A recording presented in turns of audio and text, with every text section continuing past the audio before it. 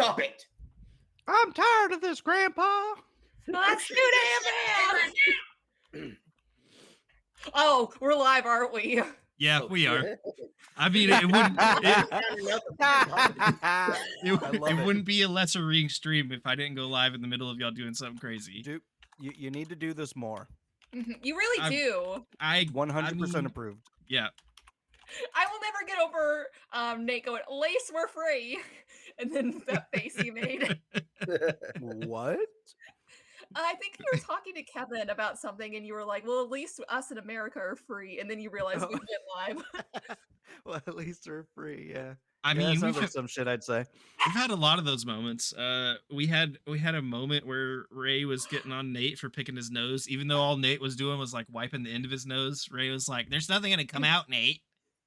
And somebody was yelling at Kevin for using a toothpick after eating cereal. Oh, that was Ray too. Cereal. Nate, I don't remember if Nate was there. Charlie definitely wasn't. But remember that time that we came back right as we were talking about Tyler beating women? Tyler had a few of those in Curse of Strahd. Yeah.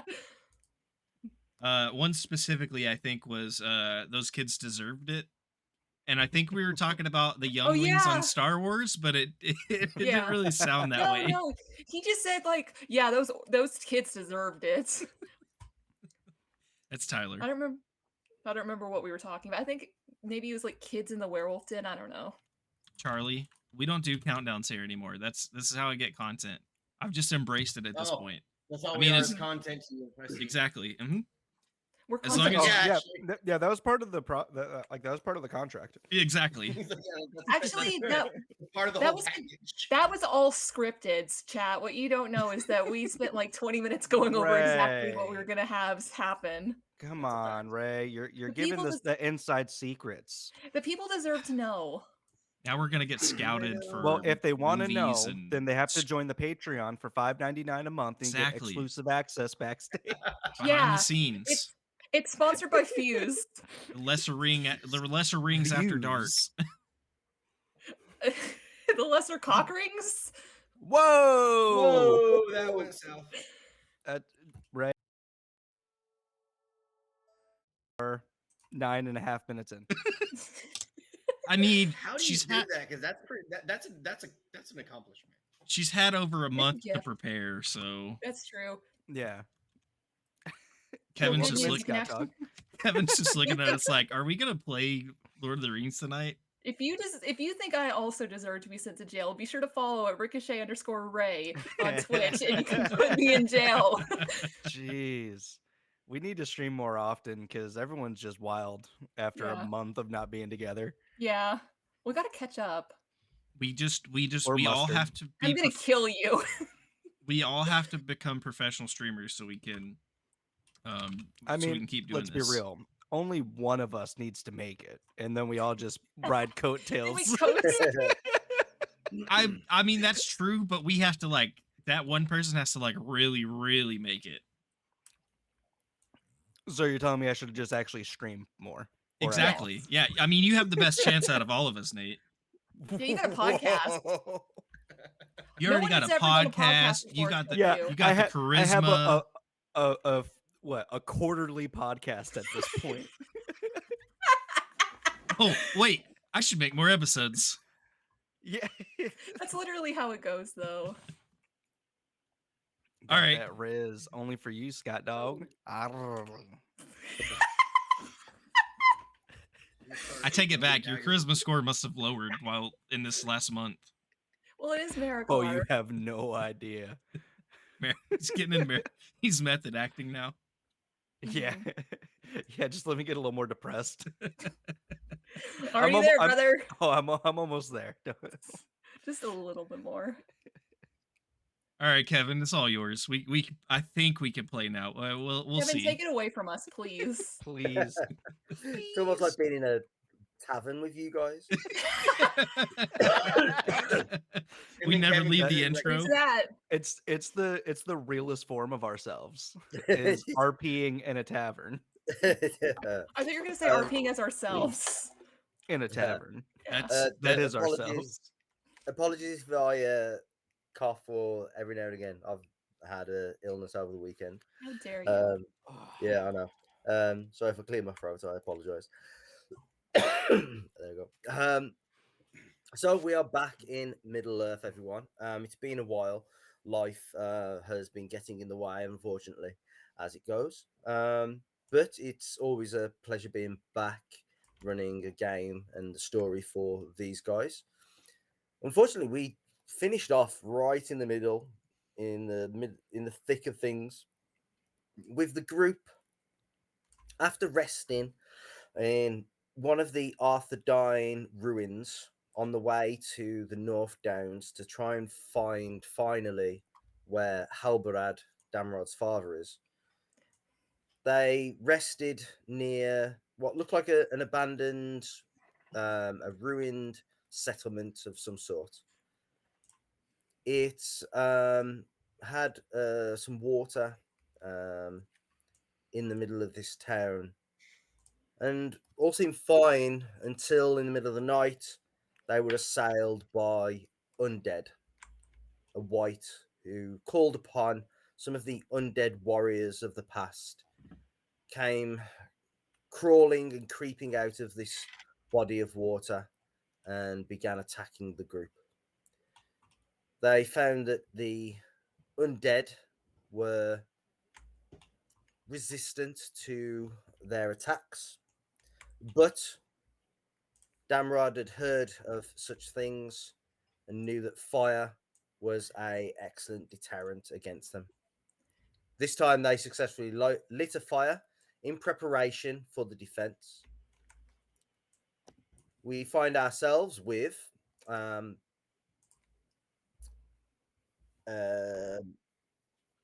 Marikar carrying the white at this moment in time after wrestling it.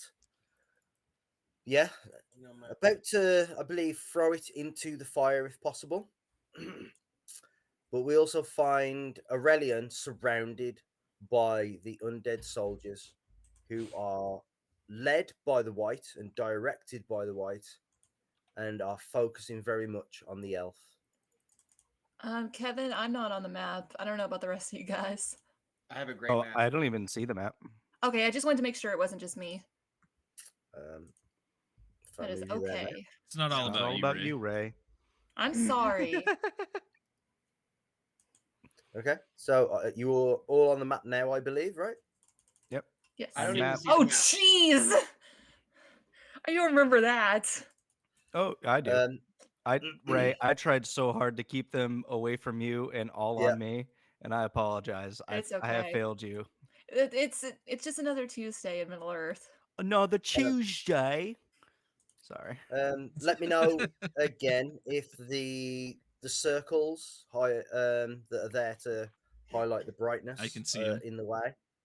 Yeah, just if they're too distracting or not, just let me know. Gotcha. No, you're the only one that's distracting for us. Mm-hmm. Oh, jeez. Oh, okay. I'm relaunching this Um, game because it's on the map. Like So- it's a white screen. So we will pick up at the top of the order, which is Aurelia.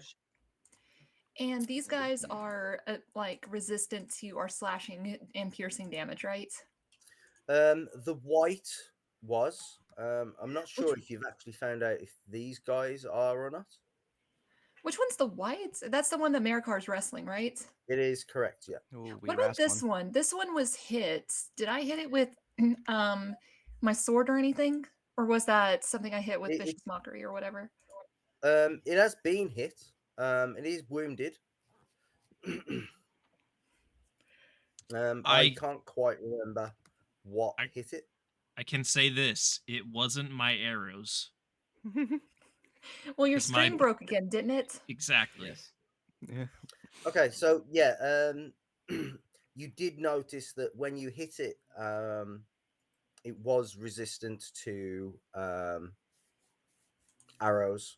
I don't know So if it's been hit by a sword, but if it's been hit by a sword, we'll just say that you also know that it's resistant to your sword strike. if it's been hit by an arrow, I could pretty well surmise that a sword probably wouldn't do it either. Well, unless Rook hit it with an Aurelion arrow, is- it wasn't is- hit by an arrow. What's Aurelian? I was saying Aurelion's smart enough to figure some things out, so Mm-hmm. Marikar would have no idea. He still has no idea. He's just been wrestling this whole time. Marikar's like, it's not resistant to suplex. It's not. No, but that troll was. Yeah. Well, that, thing That was troll cute. was. He was indeed resistant to suplex. All right. I think trolls So have Aurelion, suplex you find immunity. yourself surrounded. Yeah.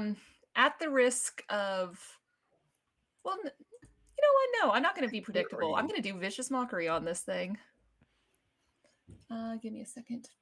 What is my level? I'm at level 6, so that is going to be that's just 2d4 if I can hit. I assume it can. It needs to have a wisdom saving throw.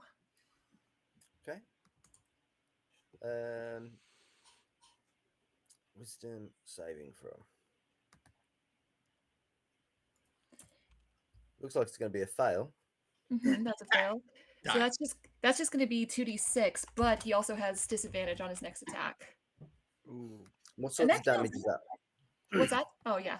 What sort of damage was it? Psychic. Yeah, psychic. And which one was she targeting? The one that was already injured? Sure, I'll do that one. Well, no. I'll do this one in front of me. That's like looking pretty healthy. This one. Okay. Yeah. Is that the one that's does it give disadvantage on its next attack against you? On its next attack period. Right. Okay. Before the end of its next turn. Yeah. So if okay. if it got an attack of opportunity, it would also be at disadvantage. Yeah. Okay. No, that's fine. I can't remember. I'm pretty sure that this is how it works. That also is one of my hit dice, even though it's a cantrip, right?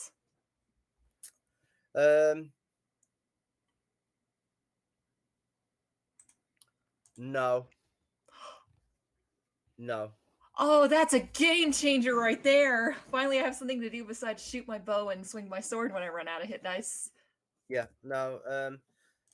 Does cantrips pretty much scale along with sort of weapon attacks anyway? Okay. Then it's one or the other effectively.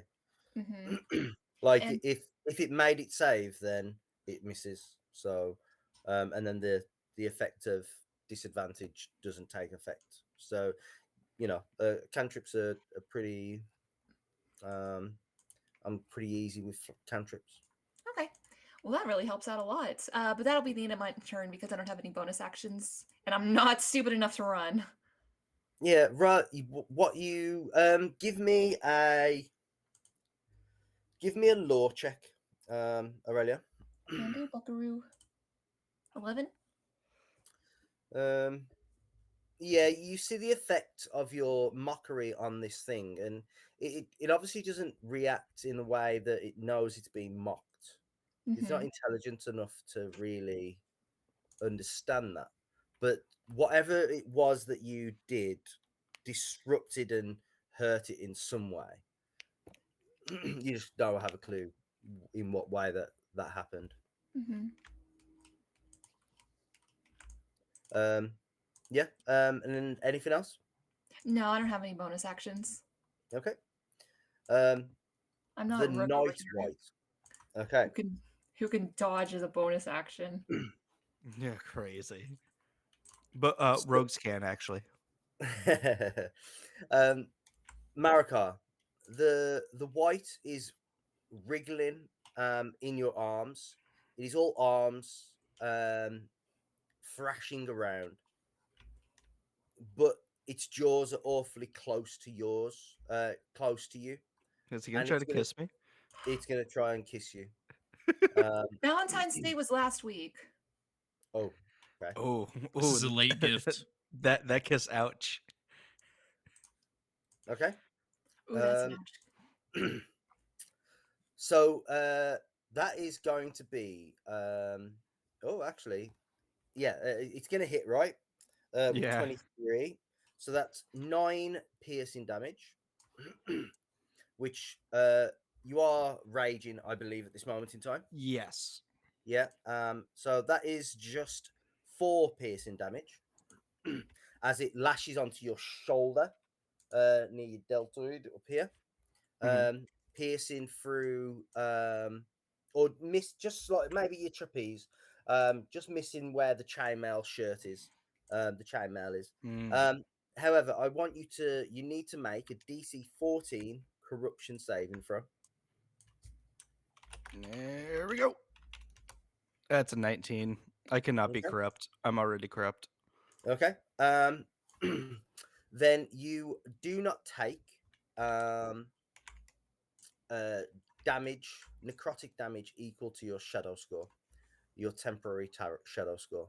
Oh, that would be really bad. How bad is it right now? It's 14.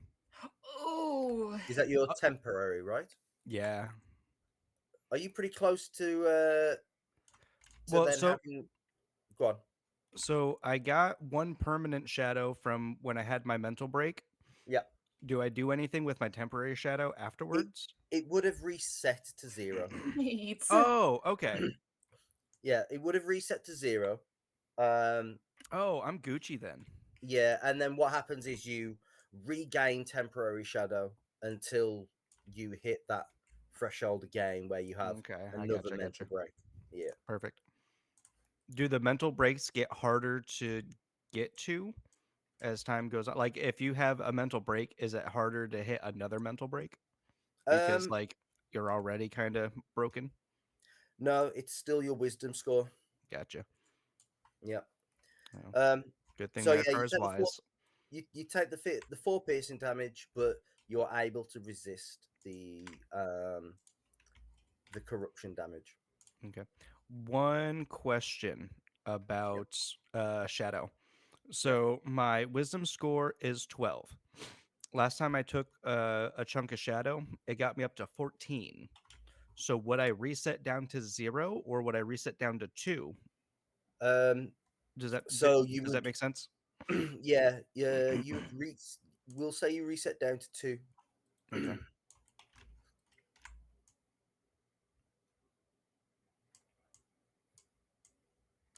Very cool. And it is your turn. So Marikar gets bit. He screams. Well, I think he expects it to hurt more than it actually does. Yeah.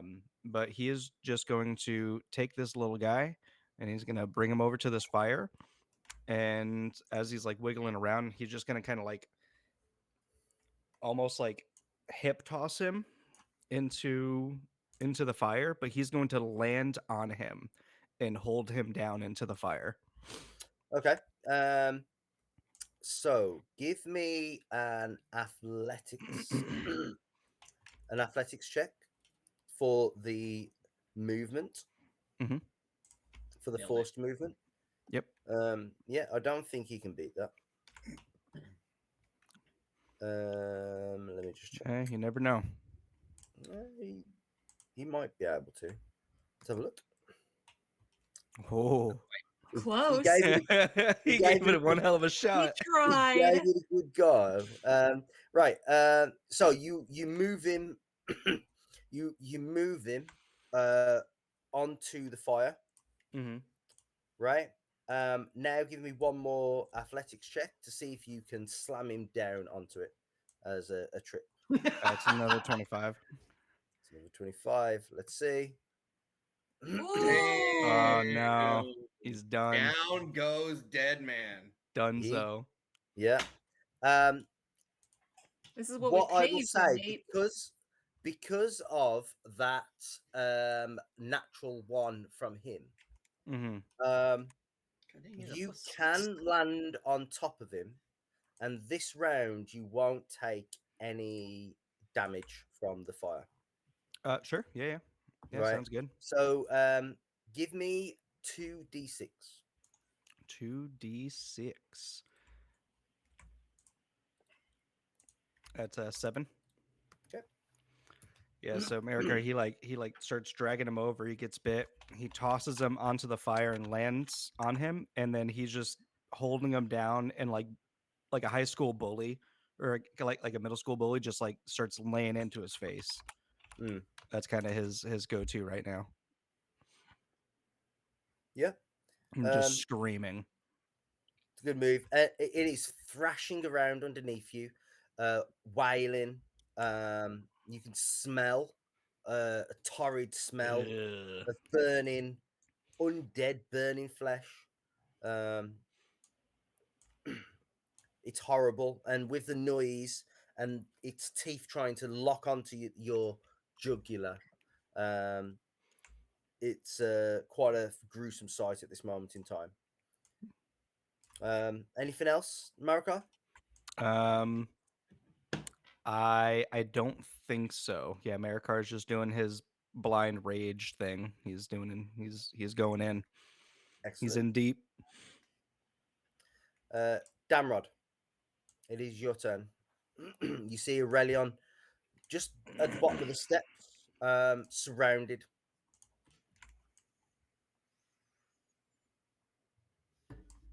Um, I guess my option at the moment is to step down. Ooh, actually,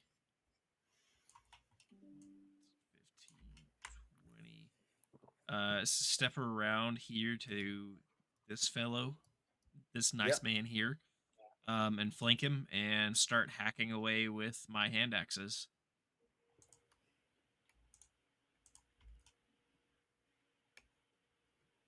It's a great start, Nathan. Yep, yep, sure is. Good to have you back. I'm glad I have Inspiration? 3 of them. Let 14 me for the just second. check. Oh wait, do I have 14 is advantage for flanking? Yeah. Okay, you so do not. okay, But 14 is just what you need. nice. It hits the chainmail that it's wearing, but it's old and brittle, and the axe punches through this time Bet. Okay. for 11, Yes. which is just 5, unfortunately. But still, you see that it takes. This is all like pretty much old flesh and bone, and you can perhaps you can see or sense threads of whatever evil magic is holding on to this. Maybe like an ethereal look, binding the rest of this corpse together. And it punches through and almost severs the spine. Do these by chance count as servants of the enemy, quote unquote? They do, yes. All right, so that'll be a +2 damage to that hit too for Nice. Yeah, my yeah, foe of the enemy. yeah. I have that's added in. You Okay, can is see that it's what got that 2 9. is there? Okay. Yeah, that's it. That's why it says Bane. Okay, got it. I was just trying to show that I know how to play my character. All right, and I'm gonna You did a do great my job, buddy. offhand attack then with the axe as well on that same one. Yep. Here we go. Well, you are able to destroy this one. Nice. Again, perhaps coming in from the other side, punches through quite cleanly this time and severs the spinal cord, the spine, and it collapses crumpled in a heap on the floor, inanimate anymore. As soon as that one goes down with this flurry of axe blows, Damrod's gonna turn and face this guy here. I don't have any more attacks, but he's just gonna ready himself. Either being ready for him to step in place in front of beside Aurelion again, or just be ready to try to take him out when he's able to next. Okay, excellent. It's one down. You can bring it down. Oh, and much the same as he has been since this battle started, Damrod is yelling to someone to use fire. I'm already ahead of you. So the undead soldiers surrounding you, Aurelion. Mhm.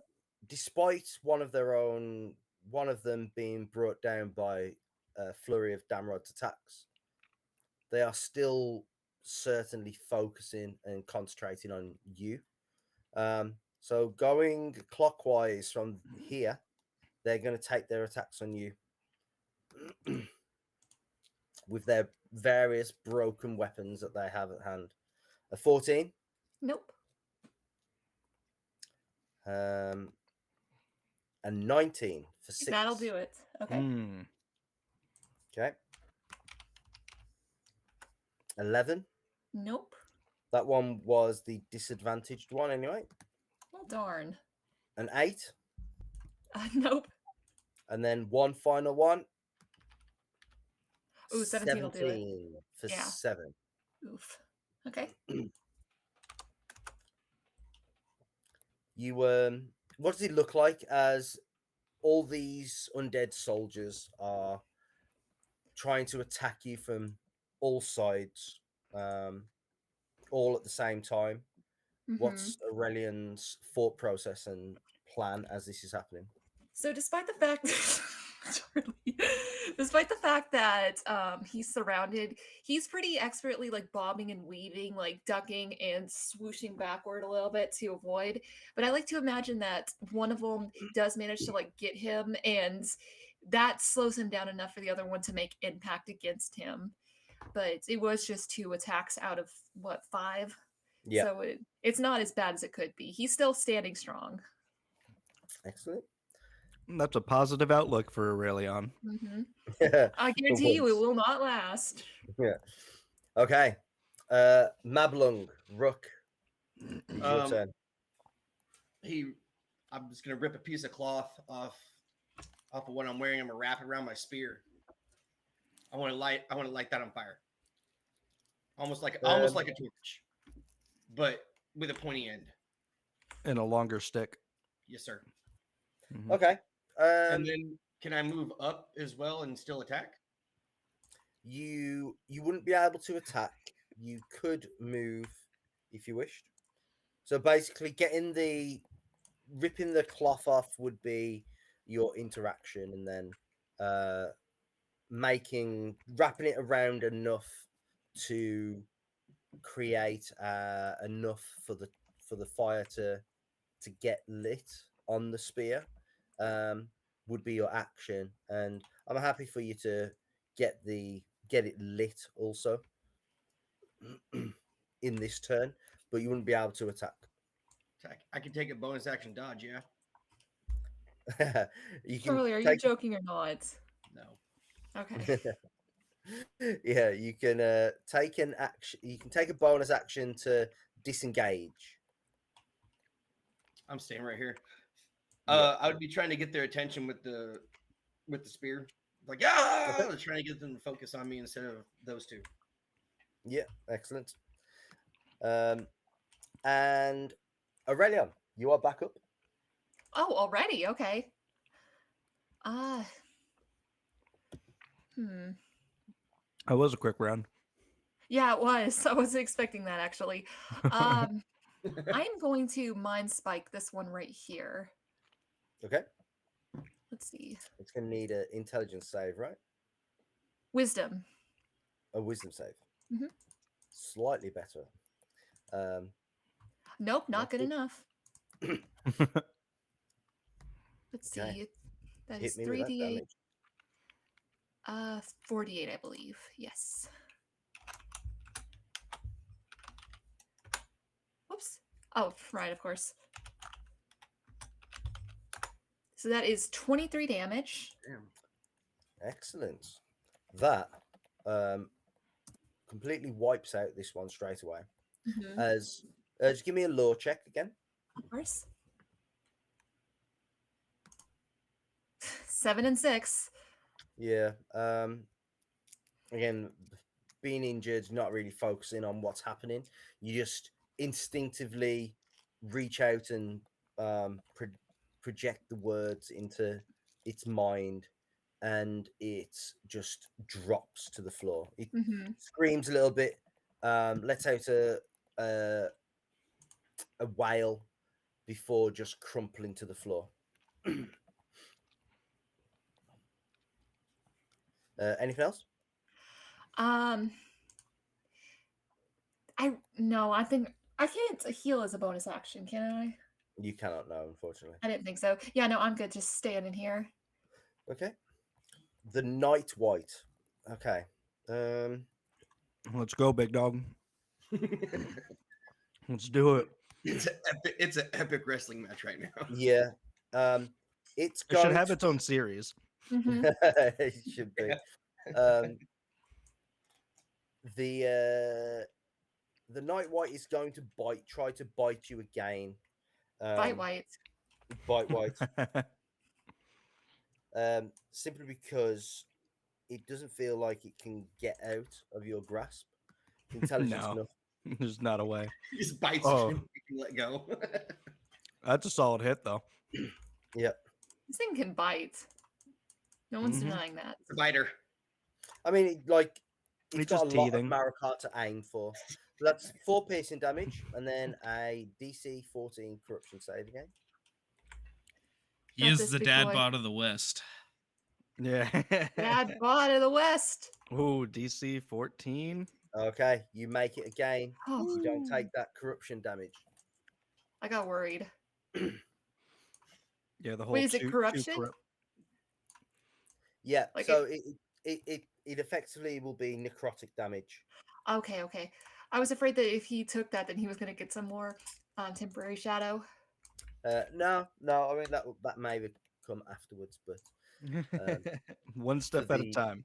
yeah. one Look, we step can at deal a with time.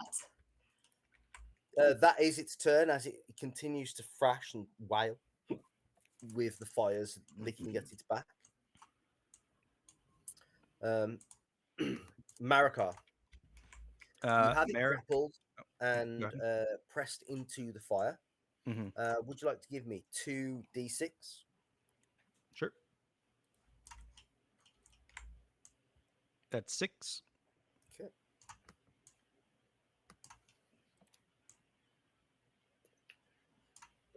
Mathematics. How do you work out mathematics? Okay. This time, however, could you give me a dexterity saving throw?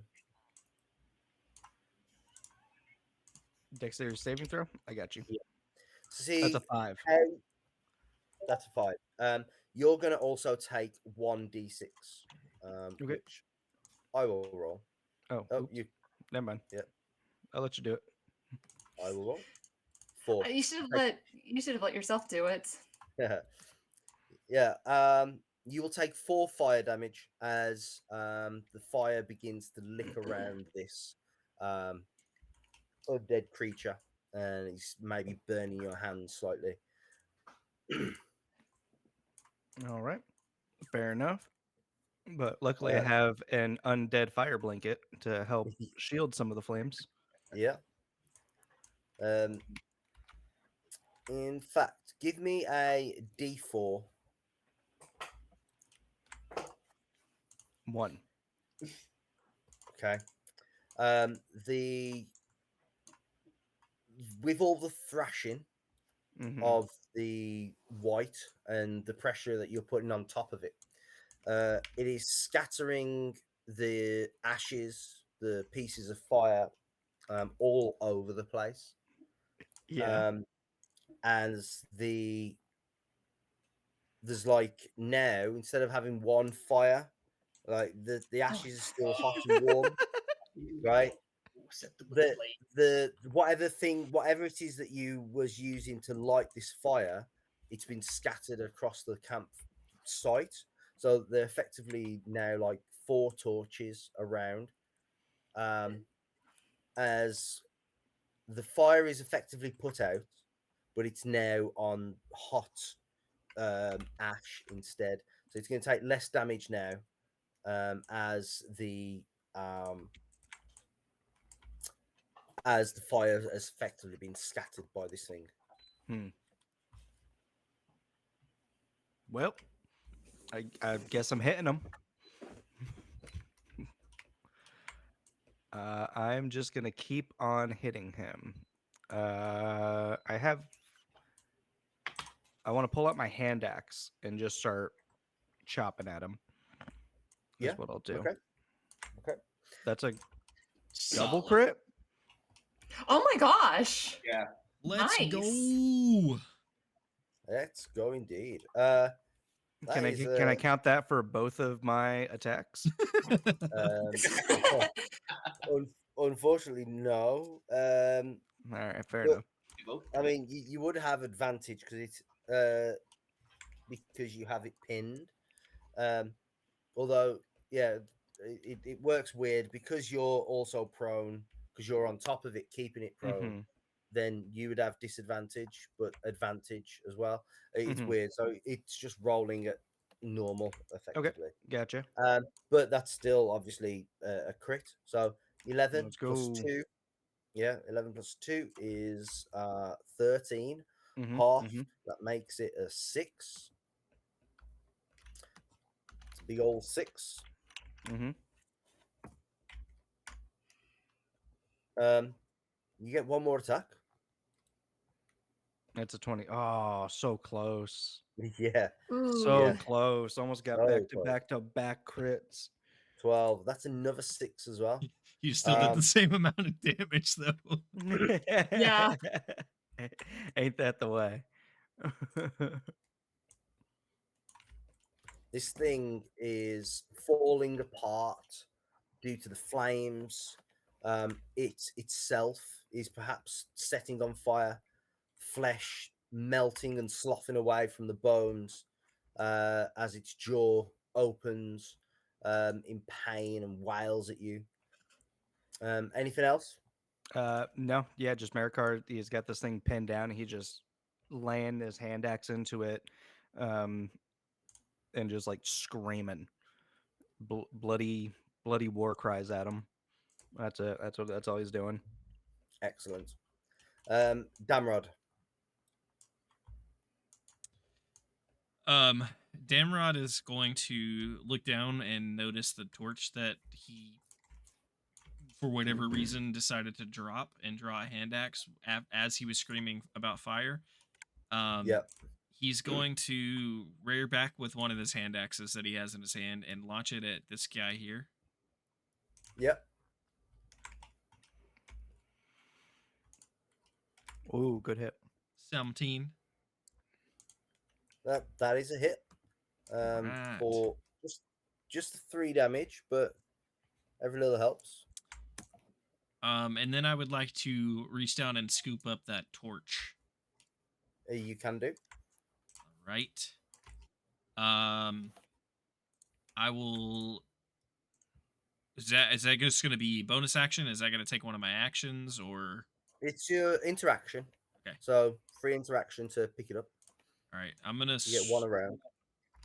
I am going to swing. I think. Well, I guess I'm gonna try to get this guy lit up with that torch. Okay. Stab him with it or something. How do you want me to roll that? Just roll your. Just roll a strength. Just click your strength. 11. So that is a miss, unfortunately. All right. Can I then use my offhand attack to either do the same thing or swing my axe? I'm not Yeah, sure if I you can do can the do. same thing to if I can use that torch again. I'm not sure how that works Yeah, for the you can. offhand. Okay. Effectively, you can use either weapon in any hand at any point. Gotcha. So if you wanted to go like, torch, hand axe, torch, or if you wanted to go torch, torch, hand axe, or if you wanted to go hand axe, torch, it doesn't matter. Gotcha. All right. I'll try to Aragorn this guy with the torch again. Okay. 13. I'm being teased here. I'm being teased. I'm being pranked. Don't forget your inspirations, okay? Just in case. I Yeah, don't think you he's should probably forgotten. just you should probably just use them all. What's worse that can happen? I only You have die? one. I used them all last time. Okay. Yeah, 13 is a miss, unfortunately. You try and set this thing on fire. However, it hits the chainmail, which metal obviously doesn't set on fire, and glances off instead. Just sparks and ash, cinder drifting off into the night. All right, I think I'm gonna step over this guy here and just get a little bit closer to Aurelion. Just kind of have his back from here, or Okay. side, or what. Just I'm with him. Hello.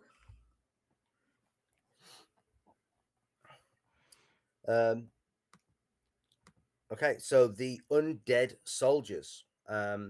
Again, working from this one clockwise, and continue to attack you, Aurelion. That's what they've been told to do. That's what they're going to Oh. fulfill.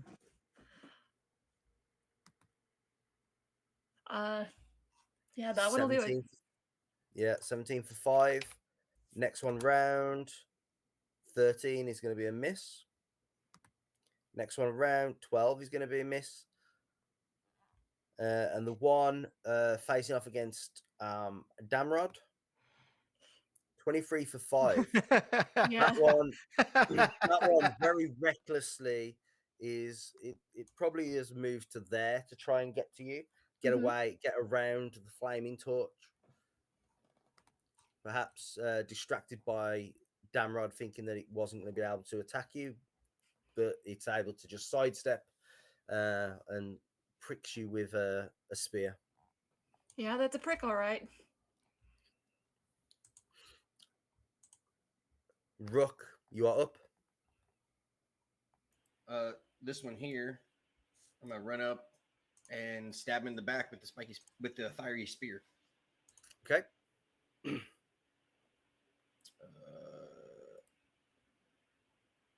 Hold on, where's there it is. I'm gonna inspiration that. Okay. Better. Yeah. There you go. That is a hit. Can you roll me 2 more d6, please? Yes. Oh, in fact, roll me 2 more d6 first.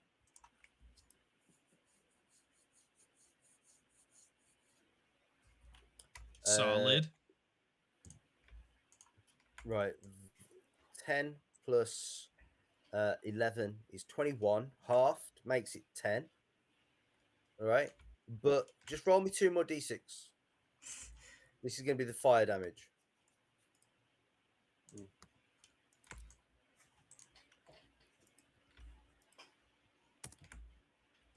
Nice.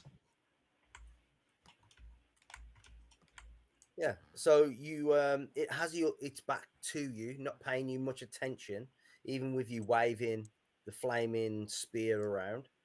And you see the opportunity as it tries to attack Aurelion for you to drive the flaming spear straight through its back, coming out the front. Aurelion, you see the head of this spear just burst out of its chest as the white is engulfed. The soldier is engulfed from inside and begins setting on fire. I thought you could use some assistance, cousin. And he will give you a very sarcastic thank you, Rook, in Sylvan. Sindarin, I'm sorry. But you do know that, like, deep down, he does appreciate it. But boy, he did not appreciate your tone. Yeah. But I can still move, yeah. You can, yes. I am going to move to there. Still trying to with the fiery stick get their attention. Okay. Aurelion, we are back with you. Okay. Yeah, I'm gonna go vicious mockery on this guy right here. Okay. Just popping off between those two. He has to make me a wisdom save. He does indeed. My apologies. Oh, you're fine. Nice. Okay, so that Nope. is 2d4. That is just 3 psychic damage, and this one has disadvantage on his Okay. next attacks. Excellent. Yeah, give me a law check again. Okay. Maybe this time I can finally crack like above a 7. Yeah. Again, you see the effect take. Mm-hmm. You see its reaction to the damage, the pain that it feels. However, you're not sure what it's actually doing, as it doesn't seem to have much of its own identity or consciousness. Okay. The Night White. It is going to finally, not finally, but it doesn't have the searing fire underneath it anymore. He's going to try and take one more bite at you. Well, it Marika. better be a good one. That's because it's going to be his last. That's a decent bite. Is it decent enough? Decent enough to hit. 20 to hit, another 4 piercing damage, and then a DC 14. Ooh, all with right, its here we go. That's a Ooh. 5. Do you with need- its last throes of life, it sinks its teeth into the flesh of the neck again. Yeah, this one, Marikar definitely feels the bite kind of hurt a little more, and maybe even in like a deeper way. But So your he's temporary, still good. yeah. So your temporary shadow at the moment is 2, correct? Yes. Okay. And you have 1 permanent shadow, correct? Yes. Okay. Then you're going to take 7 necrotic damage. Okay. You good over there? Yeah, no, I'm fine. No. I'm a bag of hit points. I'm good. Good thing one of us is. Yeah. I mean, you basically are just You just have A a hole in the bag of- bottom of your bag, Ray. yeah. Yeah. We find Yeah. ourselves Not only do I have again where Aurelian has gotten himself into a tight spot and needs that. listen. I am a box that's made of wood, and the wooden box has a hole in it, and we're always fighting termites. That's what's happening. Mm. It seems like that. Because they always come after me. Good reasons, though. I think I did warn you that. Yeah, no, that's why I said good reason. Yeah. That's what you get for being an elf. Mm-hmm. Dirty, stinking elf.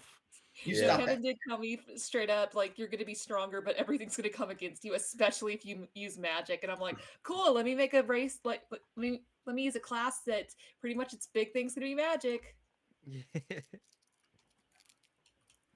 Punish And me, he's lore like- master, punish me. And is squishy.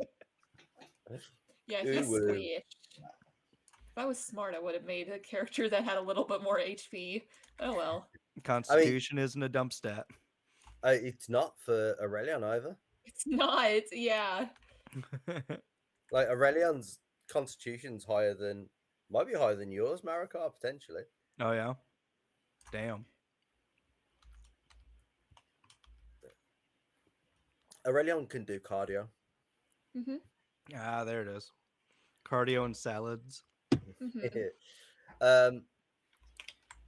Okay, Marikar, you are up.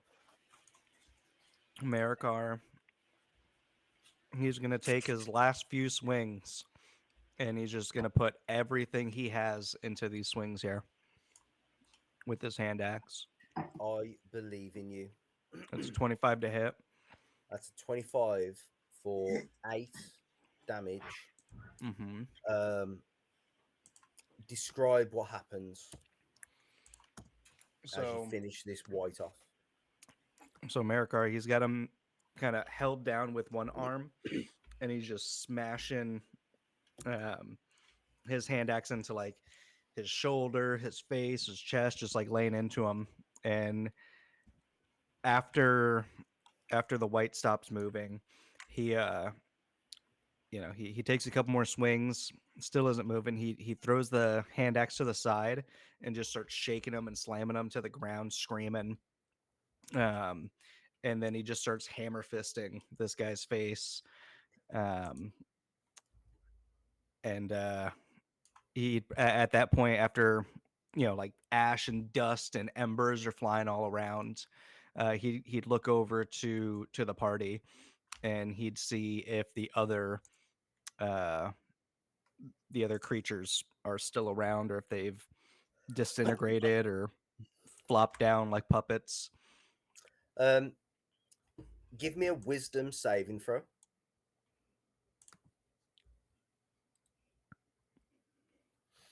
Um, That's not you great. you see the the undead soldiers, not quite skeletons. But you see the undead soldiers, um, all milling around up there. Um, they are swinging, slashing. They're all still fighting. Mm-hmm.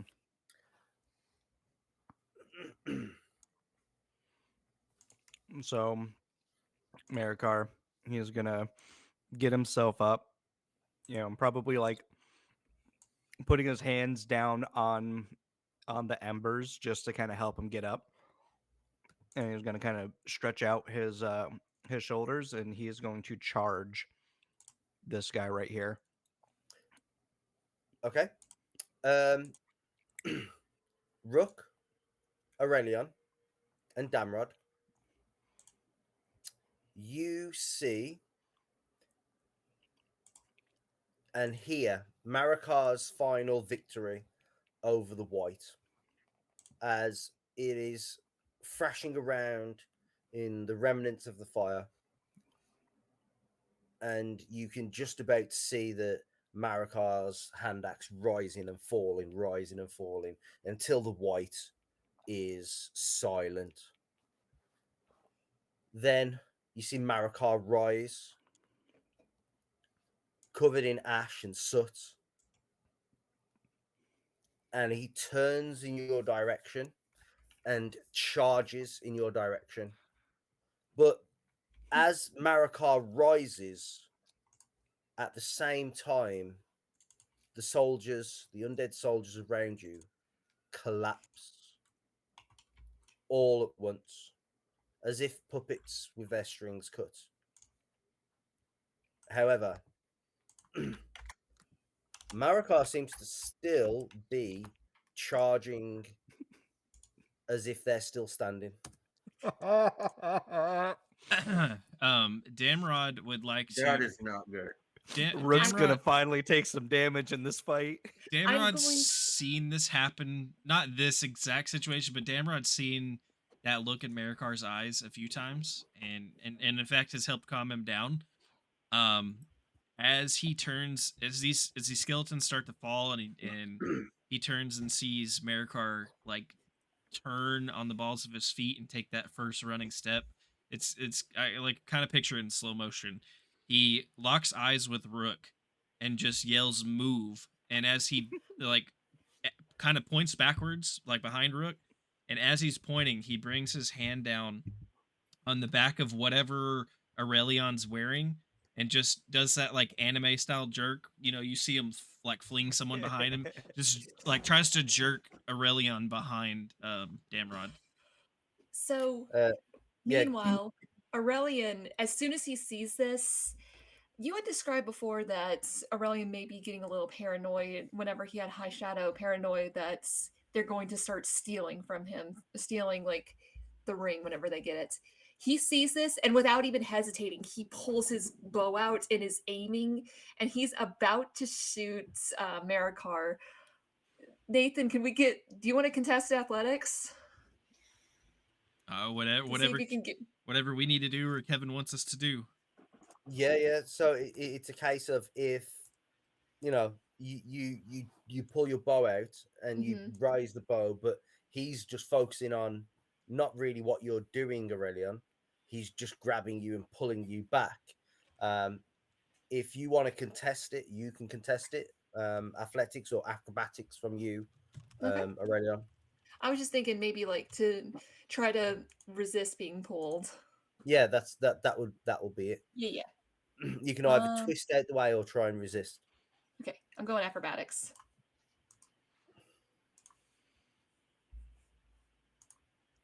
So I need to roll athletics. You do, yeah. All right. Rollsies. Can I re-roll. use my inspiration on this? Re-roll. Can I use my inspiration? It's the only time I've ever say re-roll. Just just both of you re-roll. Heck yeah. Well, are we using inspiration or not? That it's entirely up to you what you want to use. You don't have to use inspiration for the re-roll. I'm using inspiration. Okay. I'm using mine then. No. Oh, even worse. Yeah. And you have to take that roll. So I'm Nathan- sorry I had to use my inspiration to hit you, Nate. I just thought it'd be a really cool moment. Damrod, you reach out and you grab Rook. Hold on. Can we wait like 20 seconds because an ad just came up and I feel like this doesn't need to be wasted. This is too good to just miss out. If anybody's Nate, watching I am that's very not subbed. sorry. I'm very sorry. We need drama. Marikar. Oh, I'm so here about to for do the it. same damn Marikar thing. needs to be punished. Okay, we're back. So we can do whatever we need to do now. Yeah. Excellent. So, Damrod, you reach, you grab Rook, you grab Aurelion by the shoulder, by the collar, and you go to pull him back, just expecting him to go with it. And you feel all of a sudden no resistance there, as Aurelion, you just go with that and you spin, drawing your bow and arrow in that same movement, dropping, and you are in a firing or in a position to loose your arrow. Yeah, I do it. Do you I'm so loose sorry. the arrow? I Do lose it. the arrow. Lose Okay. the arrow. Make the attack. Did it do it? Wait, how does it work on here? Oh, it's been so long. How do I do Have this? you not made an actual attack? Oh wait, there it is. I clicked on the wrong one. 17. My AC is 17. That hits. Where'd you Marikar. Yeah. There's that column that's lying across your path. Mm-hmm. You just get your foot on that, and you're about to leap off to attack. Again, this undead soldier that's still standing and fighting and swinging at your allies. Oh yeah, I'm gonna get him. And you get hit by an arrow in the shoulder as you're in midair. You're raging. You don't feel you don't feel it that much. Who threw the pebble at me? You take 2 piercing damage as it hits the shoulder, and the armor is able to deflect it away, but it still stings. And you jump and you land here, swinging your hand axe at it, or even your great axe if you wished to have that.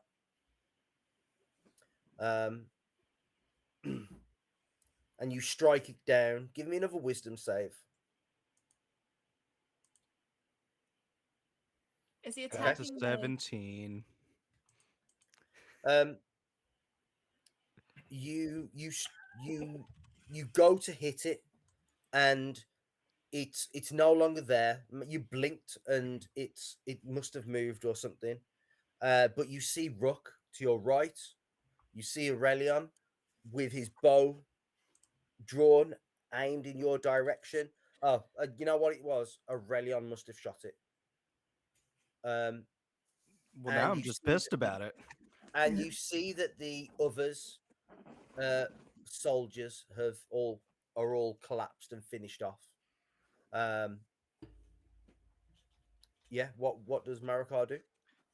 Marikar, he gets there.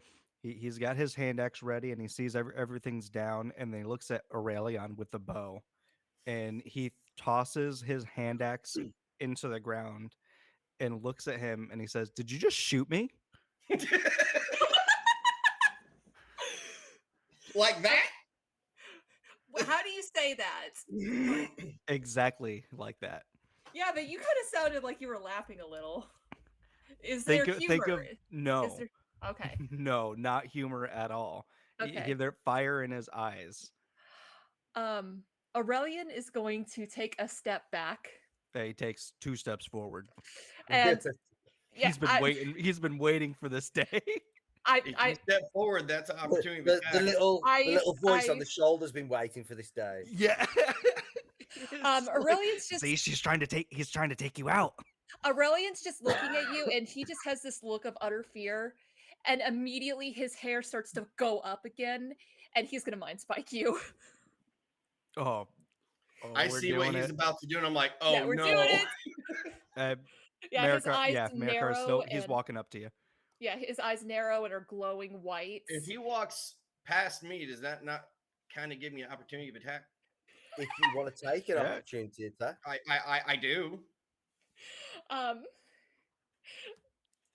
would have flipped my spear around to like the non-pointy end, try to smack him in the side of the head.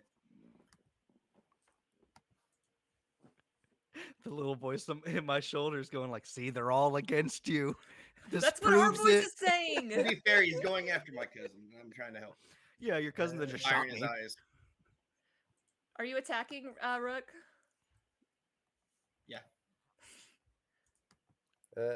I've lost Marikar. Where did you move Marikar to? Oh yeah, where is he? I'm right here.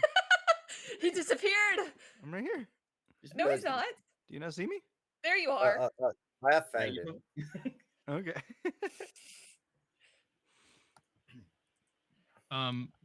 What are the chances? I probably can't step in front of Rook's attack, but I think I would try to step in front of Aurelion and just kind of throw my arms out to the side.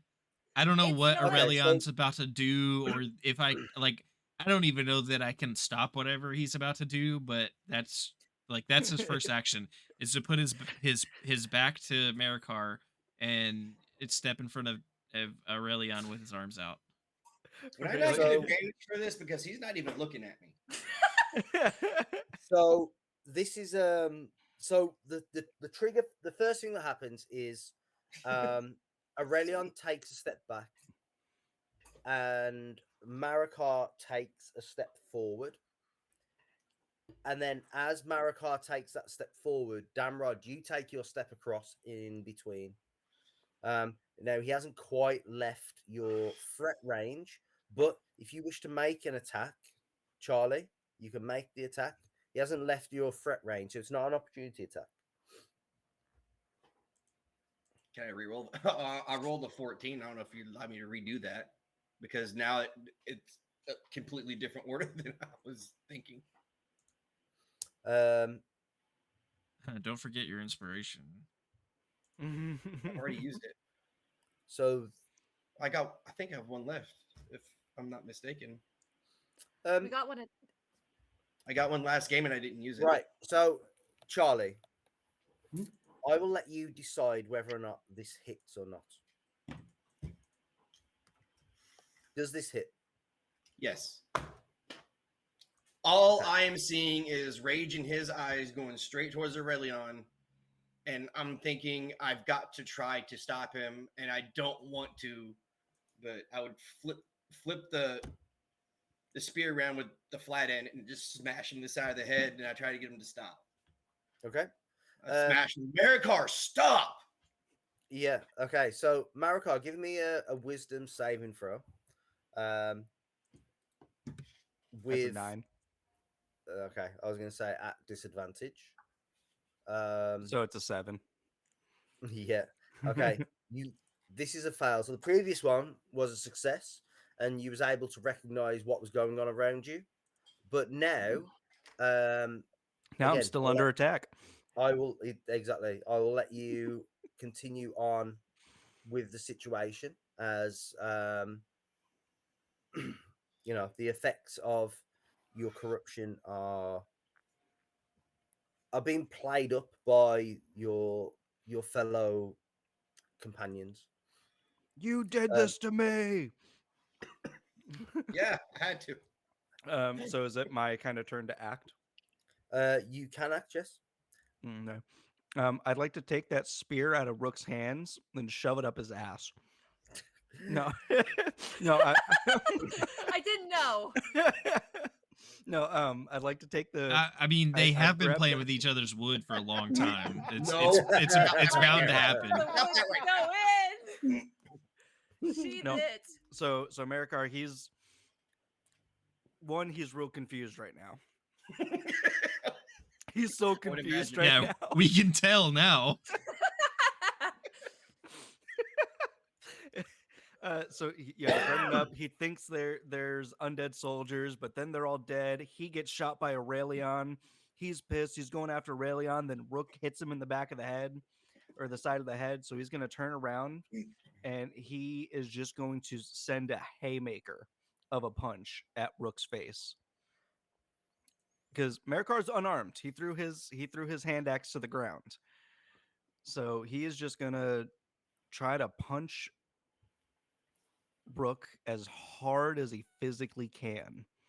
I don't have a punch button on my character sheet. Yeah. Let me just Punch button. check something with your class. Ooh, do I get like extra damage on my punches? You will definitely get extra damage on your punches. Ah, Why would you It's grant him the this? foe hammer gets an unarmed attack. mm. I'm just not sure at what level that is. Kitty, Yep. bring her Okay. back. Fine, I didn't want to talk to you anyway. You come back here. Make your appearance. You'll be famous.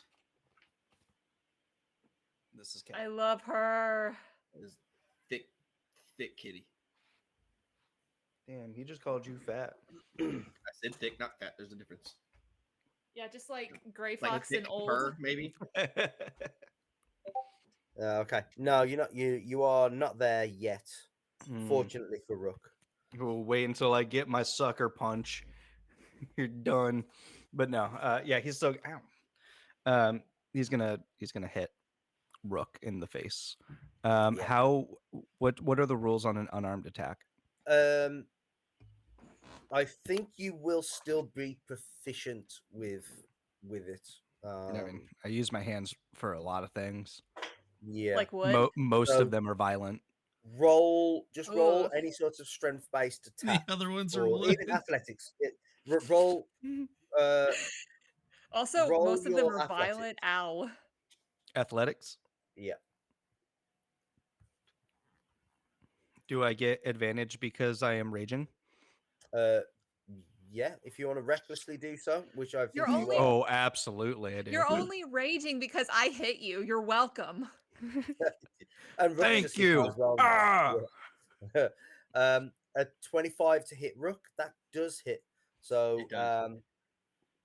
your strength is what, a plus +4. 4? Yeah. So +4 plus your rage, which is +2. So Rook, you will take 6 bludgeoning damage from this punch. And I definitely am popping off that mind spike. Aurelian's gonna fucking murder me. Despite what you may think, Damrod, doing this does not stop me from getting into his mind and making him bleed. Yeah, he doesn't even need Yeah, line of sight. After he hits me, I say, "That's it." I throw the spear down. Let's go, and I throw my hands up. We're fighting. Yes. Yes. So Need a spear? Yeah. Remember last Okay, session whenever so- you and I fought, Charlie? all right, we are just stop going it. We're gonna be to okay. we let's resolve the mind spike first of all. Okay, make me a wisdom saving throw, bruh. Okay. Oh, no. 4d8. This is gonna ouch. And that's psychic damage. Yeah, That's a super. Yeah, oof. I don't have resistance to psychic damage. you do not. Okay. You get Ouch. hit with this, like the worst migraine you have ever experienced. Like perhaps as a kid, you got kicked in the head by one of the animals. Yeah, it It was happened all not the as bad. time. It was not as bad as this. Oh my That It was explains a God. not lot. as yeah. It was not Well, as bad as this. Right, Oh wow. Damrod. is he still up? Oh my gosh. And I imagine like a little bit of blood comes out of his nose, and Aurelian's speaking in Sindarin in his mind, and he's like, I should have known that it would come to this. uh, Damrod. But you can understand it, even though it's Sindarin. Yeah. Oh, you said that Please. to me? Yeah, in your mind. So do I you, recognize your voice? I imagine so. It's like you've heard him speaking in this really scary voice. It got creepy. Oh, I'm so pissed. Ray, you speak out loud the words of power, but it comes across as Sindarin to Marikar. Mm-hmm. But Um, can he understand it? yeah, So- yeah. Again, it hurts him a lot. Damrod, this is your time to shine. Whatever you are going to do, you you you've seen the telltale signs of what Aurelion has just done. You have seen Marikar. Well, you saw Rook clock Marikar at the side of the head before then turning and clocking him with a roundhouse. I'm such the victim here too. Like Yeah, you I really mean, are. you wasn't even going to attack Rook at that time. No. We It didn't just know looked that. like it. Sorry, buddy. mind spiked an unarmed possible assailant. Damrod. At this point, Listen, you're Save fighting the and, you day. know, and it's kind of like we have to help. it's the principle you have to understand. Oh, Us elves are ride or die. oh, And well, we never sorry. I don't die! have. Sorry, I don't have any family on this side of the mountains. Rub it in, Whoa! why That's don't like a you? you problem. Sorry, I don't have any family besides Rook that's in this plane. Oh, only Rook. Yeah. Well, that joke's guy. on you. Marikar doesn't even know what that means. Can I try to wrestle him to the ground? Okay, Damrod's decision. He Yeah. rolled Oh a yeah. 10 You're right. to make a decision, which I think is the worst number to try and make a decision on. Oh, 100%. It is. That's It's why I use D4s. And so you've got like 4 is an extreme good, 1 Yep. is an extreme bad, 2 is a bad, 3 is a good. It's so much thought, though. Rook the unharmed. Rook the punch in the face. So, Damrod, you stand there exasperated, not knowing what is going on, what to do.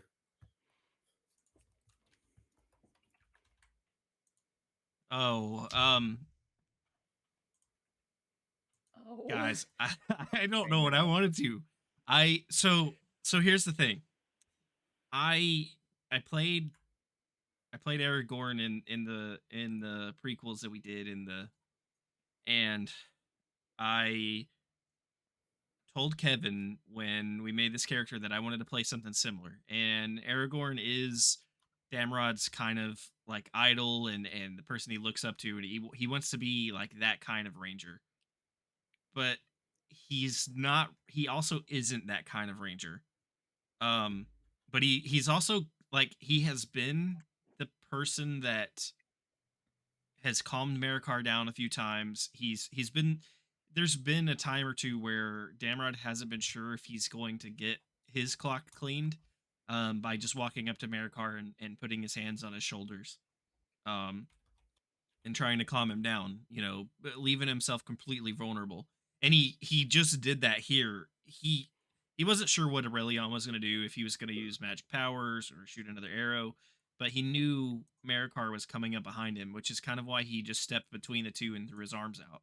He left himself vulnerable both to Aurelion and Marikar. Aurelion from the front, Marikar from the back. He didn't, Marikar could have just hauled off and just clocked him in the back of the head. So his normal tactic of just like putting himself in danger, and showing that he's like on both everyone's side and trying to help everyone hasn't worked. And I don't think he knows what to do. I don't know that he has like the leadership skills and that the personality traits of Aragorn that he wants to know what to I think right now he's like, man, Aragorn would know what to do in this situation. Like he'd be able to say the words and calm everybody down, but I don't think he knows what to do exactly.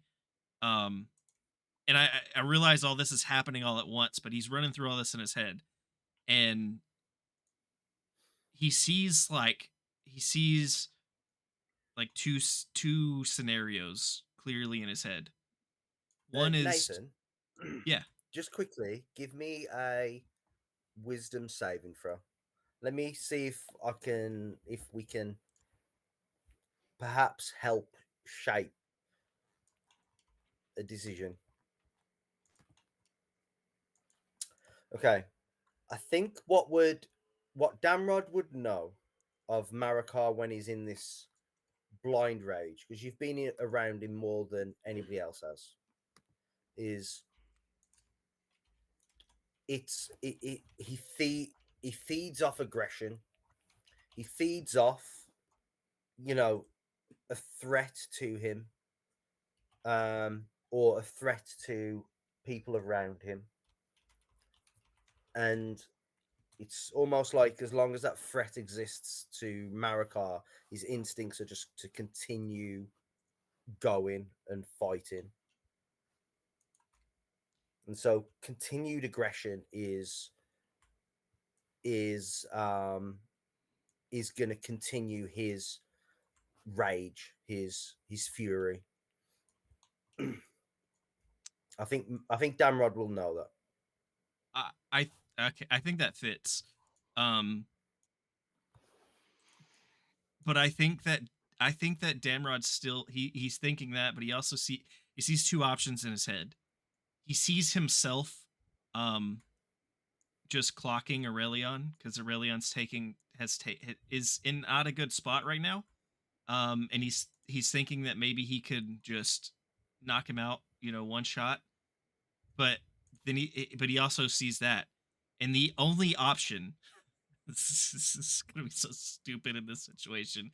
The only option that Damrod can think of in this current situation that might stop Marikar the fastest is he looks at Aurelion and he growls stop, and he turns around to Marikar, turning his back to Aurelion, and he wraps his arms around Marikar, not in a tight, like trying to hold him back, just like softly wraps his arms around Marikar in basically a hug. And I know he's probably facing Rook and going after Rook, so I'm hugging you from behind, man. This is serious. Oh, my hands are Whoa. going real low. Slow down. It's not Pride Month, buddy. Not yet. It is now. I invented Pride Month, and you don't know what time of year it is in Middle Earth. That is true. It could always be Pride Month in Middle Earth. They're probably super progressive. Have you seen? Well, you haven't, but have the rest of you guys seen Sam and Frodo? Because boy, Have you seen the entire cast of Middle Earth? that's true. The whole fellowship. That's true. I mean, Merry and Pippin, come on. Okay. They're cousins, Marikar. Charlie. That's like Aurelion. That'd be like Aurelion and Rook, okay? No, please no, don't. it's not the same. You're right. It's worse. They're just shorter. That's the only difference. Marikar, give me a wisdom saving throw.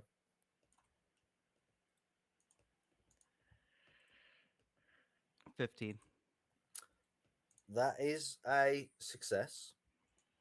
I will allow you to deal with that as you would with Do Damrod's it, Nate. actions.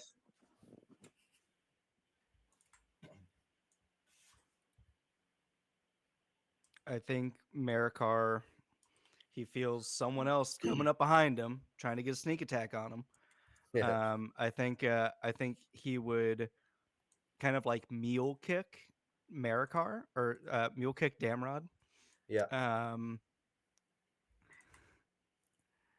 I hope I don't piss anyone off doing this. He's gonna mule kick Damrod, grab his hand axe from the ground, and throw it at Aurelion. Now I only have my hand axe as a melee attack, not a ranged attack. That's okay. It's all the same attack modifier and all that anyway. Okay. That doesn't Damrod. hit. Oh well, Damrod? you know what? Thankfully, I want an inspiration. That is honestly where I'm Okay. at. Wait there, Nate. Wait there, Yep. Nate. Yep. Damrod, worse. you get kicked, right? And you see Marikar reach for the hand axe. I'll give you a chance to do something. I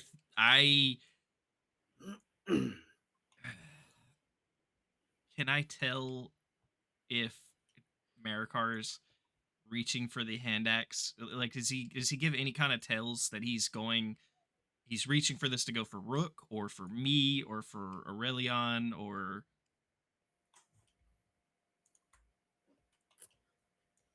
do I have any way to tell? I'm guessing he's still looking pretty angry. he's mad. Yeah, hate but what all I of mean you is, right can now. I tell like what direction this hand axe is about to be meant for? He's obviously still mad. He just kicked me in the shins. You just see that he's reaching for it. I'm guessing he's moved. I'm guessing it's a sort of kick, and it's a like quite a frantic, frenetic reach and grab. Yeah, like when he's mule kicking you, he's like going full extension and like reaching down at the same time, kind of thing. Okay, so Damrod is Marikar is basically about to play Eeny Meeny Miny Mo.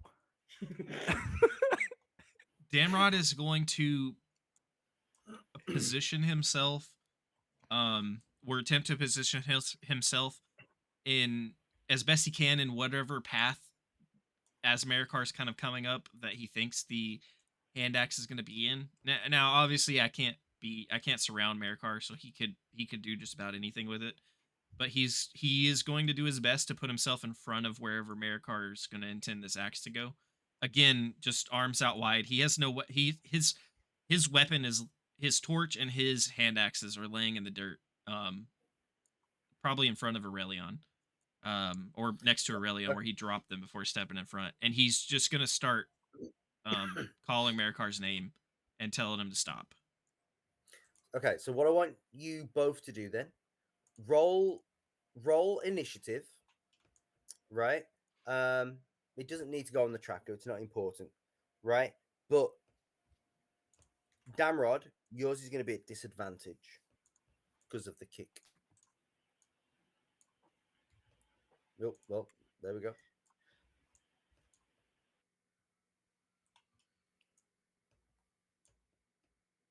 Yeah, Marikar, you reach for the hand axe.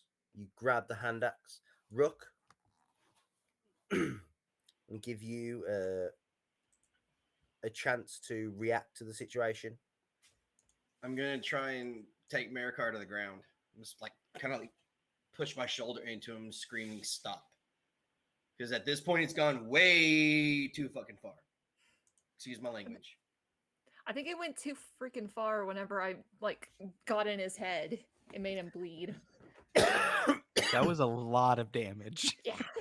And it needs to be rectified. Yeah. Ray, what is the effects of Mind Spike? I know you can track or you No, know the presence of them. That's Come on, it. Damrod, focus. Is that it? Yeah. That's Yeah, it. Okay.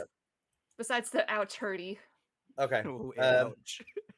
And Rook- if Marikar goes invisible, I'll still know where he is. So keep that in mind, Nate. Oh Yeah. man, that was my next move. Rook, give You've me activated my trap card. Athletics. Rook, give me an athletics check as you try to spear him, I guess. Oh, Damn. it's not gonna happen. I'm a You brick wall. effectively you see him pick up this hand axe, reach back, and as he reaches back, you go to spear him, and it's like the adult playing with children, and the adults. It's like the adult's got the football tucked up under his arm, and he's just running down the field, and like the kids are just hanging off him. It's sort of God. you've got like Damrod one side, and then Rook's just like stop like this, and Could I Oh, for you that'd be soccer. For us, it'd be soccer. Well, I meant NFL. rugby is Ray, more. Ray, you can't, you more don't kind of a carry a Europe soccer thing. ball. can I try an intimidation check maybe? That's a good one. Yeah. Again, if you want if you want to try intimidation, try intimidation. Okay. Give me a charisma saving throw. Who, me? Yeah. Ooh. Okay. You are unfazed by it. I am trying to get him to stop, but it didn't work with my scary elf voice. Yeah, you go to run into him and you make like one of those squeaky sounds and bounce off, and then go "Hurr!" But I'm trying to pull his focus away from Aurelion still. Like that's still my main focus is to try to get him come this way. Well, if it's one thing you haven't learned about Marikar, is that he is single-minded and Let's go. cannot multitask. He has one brain cell. One Hit it. brain cell and it goes Aurelian. Aurelion just popped that Marikar. one brain cell. Yeah, I did. Marikar, make an attack then with your hand axe. Is it at advantage? No. I think technically reckless attack is only for melee attacks Mm. as well as rage Well, damage. if Brooke's as well. holding on to him, does he wait? Marikar, you can take a step forward and melee me without being out of Rook's range. Nuh-uh. Yeah, huh? Why would you do Look, that? Oh, right there. You're right. Yeah. This whole time, I haven't even been looking at the map. I've been thinking about this and like, oh yeah, I gotta toss that shit. Mhm. But no, I do I'm just also gonna imagine, take a fucking step and hit you. Yeah. I do also imagine Damrod stepped up to there to hug you. So Mm-hmm. yeah.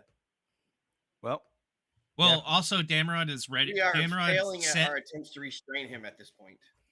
Damrod's not trying to recklessly putting my hand axe in Aurelion's face. Damrod's Yeah. not trying to restrain Marikar. I He made just- that He just clear. wanted to give me a hug. He was trying to show that like someone's here that's not showing aggression, but also like I don't know if Damrod would be able to cut Marikar off, but Damrod was trying to position himself to step in front if he could. So I think because of the initiative roll, he beat you to him being able to grab the hand axe, rear back, and like take that step That's fair. before.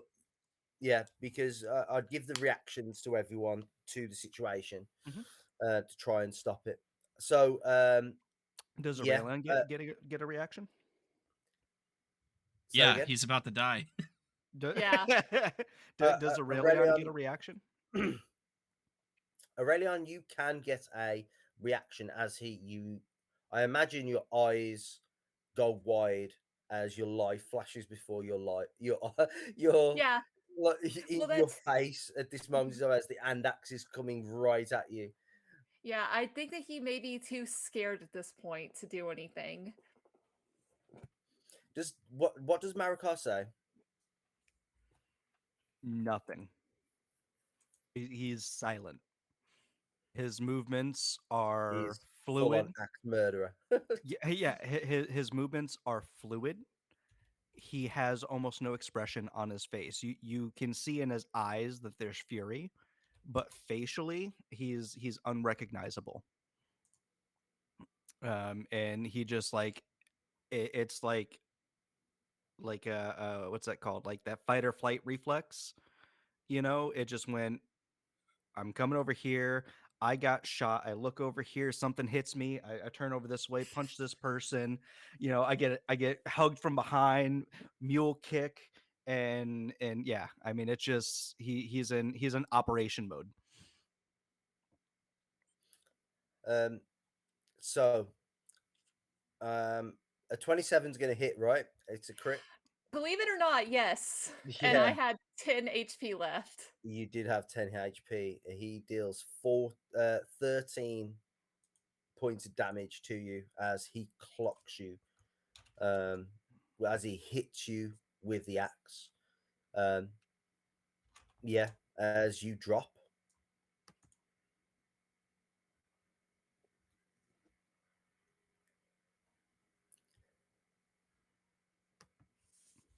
Damrod Moment of Rook. silence. Yes, Damrod Rook. I saw Rook make an emotion. I think he said he's pulling Marikar off. I just saw a pulling motion. I don't know Oh, what. okay. Did you have something you're doing, Charlie? I am going to try again to wrestle him to the ground.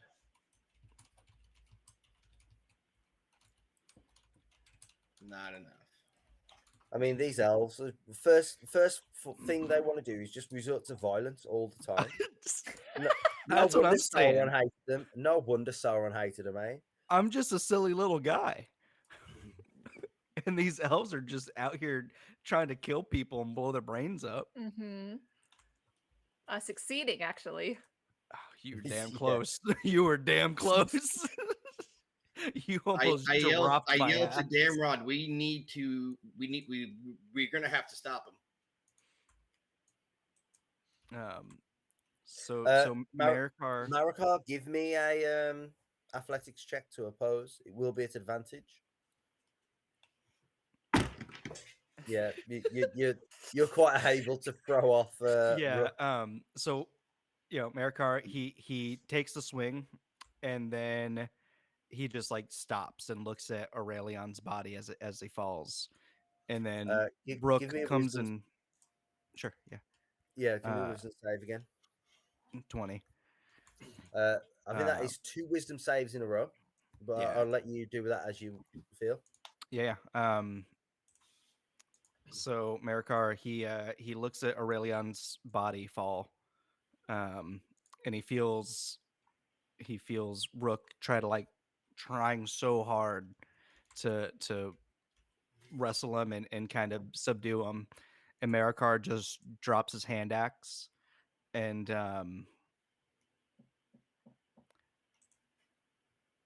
just kind of like lets Rook pull him away a little bit. What's Damrod He doing gives at- him the a little bit of space to kind of pull him back a little bit. Yeah, what's Damrod doing at this time as well? Rook Damrod hears Rook say that we need to stop him, and Damrod looks at Rook and just says we need to stop fighting. The aggression's what's spurring him on. And he's gonna try to get back in front of Marikar again, just to where like Marikar can see Damrod. But again, his hands are out. He's showing that he has no weapons in his hands. He's showing that he's being as least threatening as possible. And he's calling out to Marikar. It's Damrod. Marikar, it's your friends. There are no more enemies. And Marikar, seeing you, he also just puts his hands out, and he just doesn't say anything. He's just looking at Aurelion's body, He's putting his hands out and he's taking some steps back. So again, I think we spoke about this before. With when you go down to 0 hit points, I don't want you to think of it as I'm unconscious. Perhaps like again, if you've taken a blow to the head, then it's more that sort of what's sort of going on, like you're in and out of focus. In this case, it was probably more so you took the hit on the side, the rib, across the stomach, maybe across the shoulder, Aurelion, right?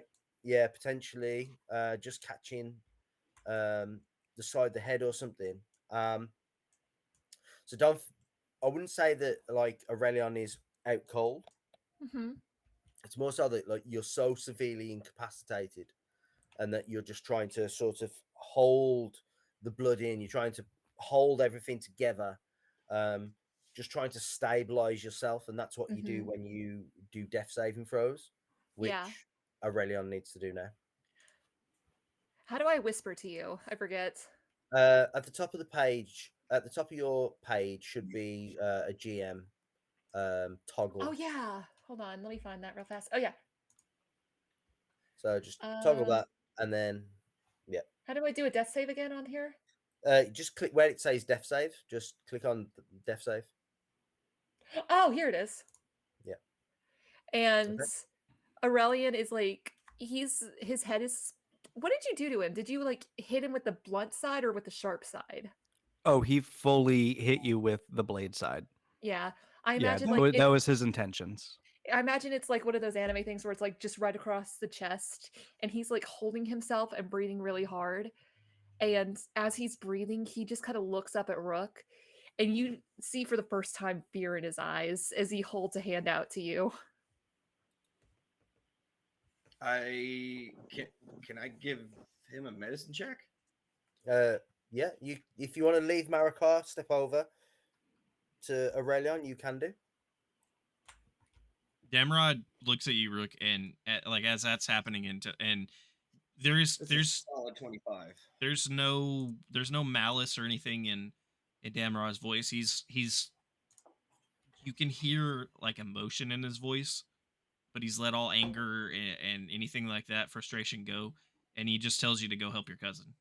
As Aurelion's kind of looking at you, he sees y'all lock eyes, and then he turns to look back to Marikar. He Uh, sees that Rook, once Rook- his eyes hit mine, I know it's a problem.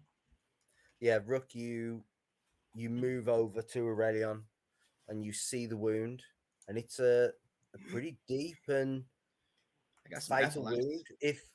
If something isn't done quickly, then Rook could very well die. Brooke's gonna die. Sorry, Aurelion. Aurelion could very well die right here. What if Rook did die? Like all this was just too shocking, and he just rolled over dead. But that's a 25 on my medicine check. Yeah. Did you want to try and patch Aurelion up, stabilize Aurelion? Yeah, like I take out whatever medical supplies I have, and I just start packing the wound, trying to stop all the bleeding. Yeah. You do that. Aurelion, you can roll a hit dice. Lovely. Does that count as my hit dice, or Yes, is it it will just do. Yeah, it will do. okay? Ooh, 6. Okay, that gets me to 3. Okay, so you are stabilized, and you regain 6 hit points. Oh, how does it work with you? Does that like replenish the -3 that I had, or was I just at 0? Yeah, no, we don't do negatives. You just go Okay. down to 0. Yeah, Okay, so I'm at 6. Yay! yeah, yeah. You I have more than stabilize. Marikar right now. As I'm packing the wound, I'm like, nope, you promised. You promised. Yeah. Again, you're severely wounded still and hurt. But you are. promise. Rook's managed to stem the bleeding, close the wound enough for you to be able to continue acting and moving. Can I drag him away? Like now that he's stabilized, try to like just pull him away from the whole thing. You will Or is be that too much? not in this turn, however. Okay. Damrod, Marakar, what are the two of you doing as Rook moves over to aid Aurelion?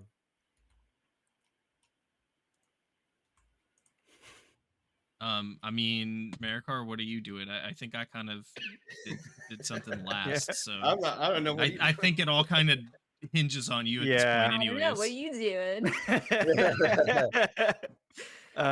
Yeah. As Rook starts tending to Aurelion, Marikar, he still has his hands out, and he looks at Damrod, and he says quietly,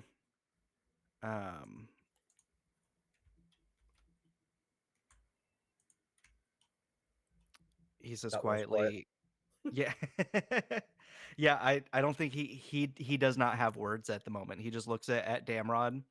The look on his face, you don't see remorse. You don't see like the typical Marikar, oh, I'm sorry for being in this state. He just looks like, well, shit happened again. Yeah, but he's just kind of looking at you and showing you that, you know, he's unarmed again. Job's done. Yeah. Job's done. um and he's just in a weird way, he's just looking at Damrod and just having trying to connect with him in some way, but he can't form words. Damron's gonna just look at you for a minute, and he still has his arms out, and after a few seconds of just eye contact, he says, Marikar, do you see me? Nods his head. And Damrod nods his head, and he starts to step towards you, like slowly lowering his hands. And he kind of like he makes a motion to lead you. He's not forcing you or anything. He just kind of like maybe nods towards like a piece of this fallen pillar or something, like a place where we could sit and kind of cool off Yeah. and Corralling me into a well, a not separate even area. that. Like you Yeah. can tell that he's not being like, oh hey, you need to go over there, but he's like offering, Mm-hmm. that would Yeah. kind of like that would be a good place to. And like Kevin said, we've spent enough time together where I think if you're actually seeing Damrod kind of with a somewhat clear mind, you would know he's like offering you and a place to go kind of figure out what happened or to cool down or like I think even Damrod would maybe look at some of your wounds. I Damrod doesn't necessarily have like a way to heal you, but I imagine he's got like some strips of cloth or bandages or something like that where he could at least bandage up some of these bites and things like that, if you would allow him to. But you can tell he's kind of offering to get you away Yeah. from like this immediate spot. Right. Yeah, the anyone can do a medicine check to try and patch someone up, just to do a bit of first aid. It will it'll be a DC 15 medicine check for that to happen, and then they can roll a hit dice. Yeah, I mean, Damrod would do that. To the point, if you really want to roll hit dice or whatever, um, if not, it would just simply be him like, you know, uh, like tearing off a piece of cloth and putting it over a bite mark. Like I said, even if it's not a thing of healing or whatever, he's trying to do what he can to show that he's helping you essentially. Yeah, and you would you definitely feel that that Marikar is kind of just following your lead, taking your guidance, and trying to be as passive as possible, given the situation that has arisen. Um, but yeah, he's just gonna be hanging out. Um, I think that's really after kind of interacting with Marikar, that's really what you've gotten from him is that he doesn't feel bad about what happens. Um, but you can tell that he's stable now as far as his raging and kind of that stuff goes. Um, as far as his wounds go, I mean, there's really only one bite mark that like real that the one that where he failed his what was it, his corruption save.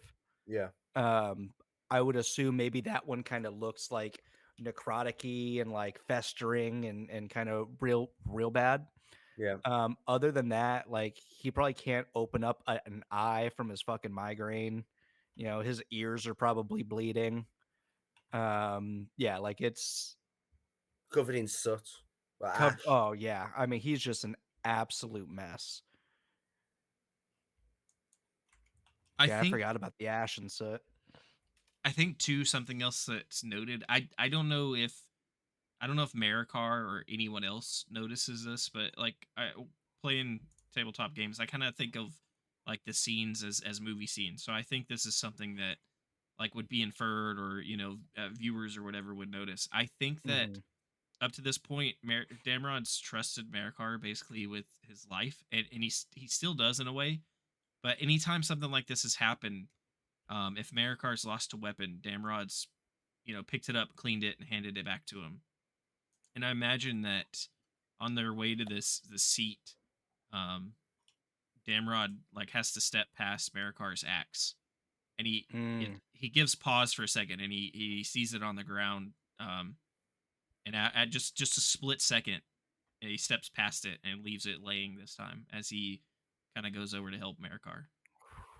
Ooh. Oh, that was good. Point of inspiration, man. Mhm. Yeah, that's real subtle, but it hits hard. Yeah. I like it.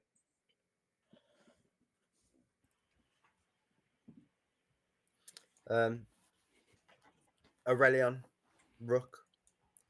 Aurelion, you're stable. You're able to act and move. Just over Rook's shoulder, you see Damrod taking Marikar just slightly away and begin to dress his wound. I think more in a glad he's alive tone. He says, "I told you you would need my assistance." He's like half almost crying. Aurelian's not even paying attention. Wow, that's bold. He's just glaring at those two and saying, "What are we doing? They just tried to attack us out of nowhere." Stop. I put my hands like, stop. It's done. Stop.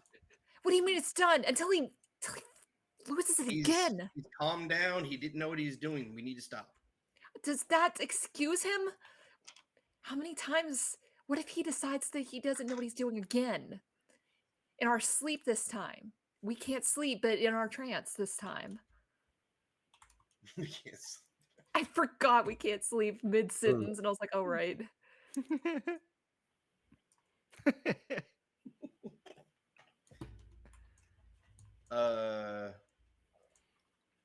Yeah, I'm trying to get him to just stop because you almost died.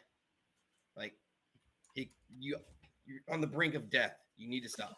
You are in no position to continue fighting. Why aren't you? Why aren't I what? Why aren't you fighting? Well, I was fighting. And You then know you what I went mean? down. Why aren't you fighting now? Stop!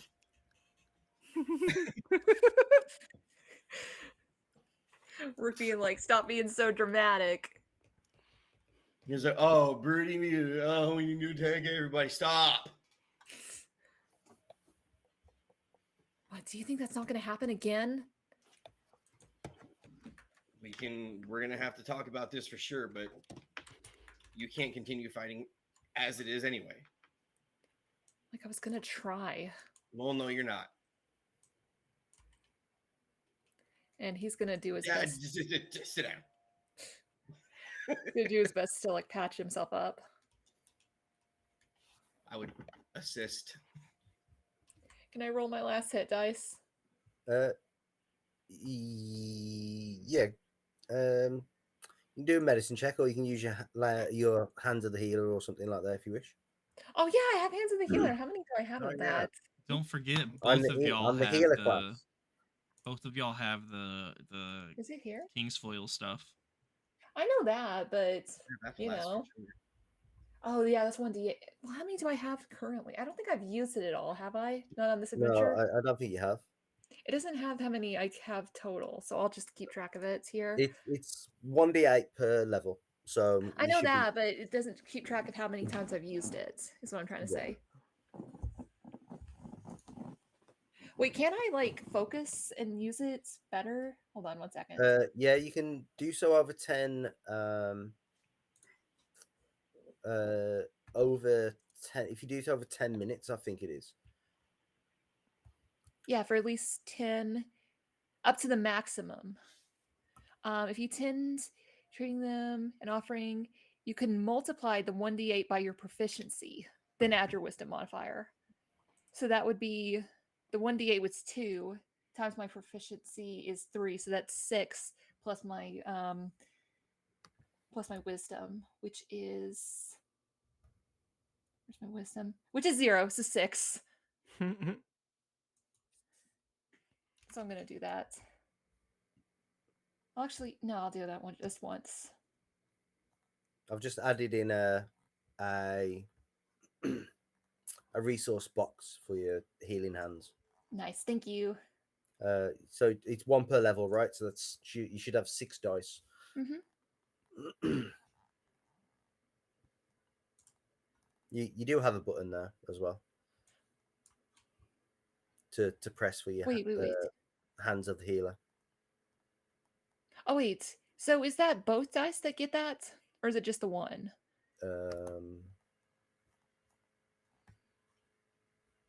Let me read this real So quick.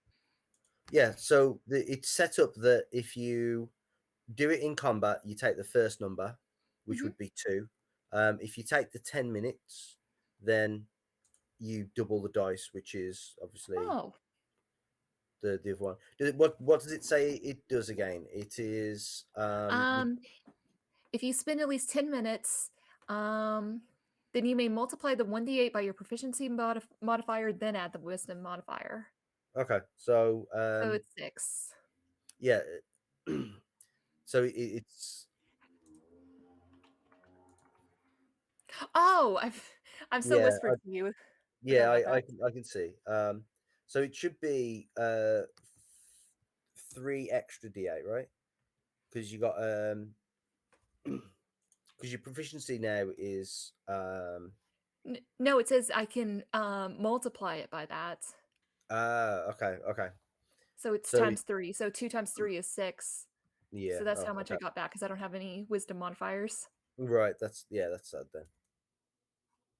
I'll take off that 1. Thank you, sir. Okay. So it'll just roll the 1d8 and then obviously we just multiply it. Yeah. Okay. Yeah, so you and Rook are patching yourself up. Damrod, Marakar, Damrod, you're patching Marakar up. What do you do for the rest of the night?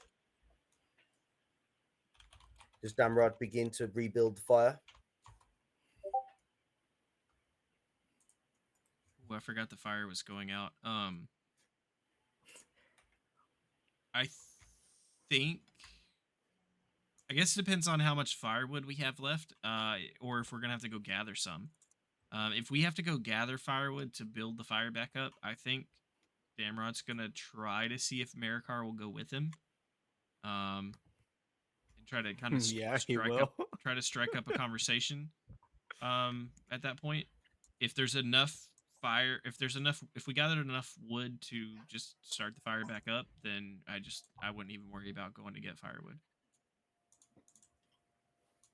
Yeah, I would say you would be able to find enough, You would. just nearby to get the fire established again. I think that either way, I think Damrod's not ordering Marikar around, but I think that he's like offering Marikar like ways to help him to kind of keep him busy, so to speak. Mhm. Keep his mind off of what just happened. What like whether he feels bad about it or not, just kind of keep his mind off of all of it. Yeah. Yeah, Marikar would be really not perceptive. What's the word? Receptive to that. And then I think at some point during all of this, like at some point when they're a little ways away from Rook and Aurelion, Damrod's going to ask Marikar what happened. Like, I know he goes into these battle rages, but like this time seemed different. Yeah. He might even say Um, that to you. He might ask you what happened and then like hear this kind of pause and then be like, I've seen you go into a rage before. I've seen you lose sight of things around you, but this time seemed different.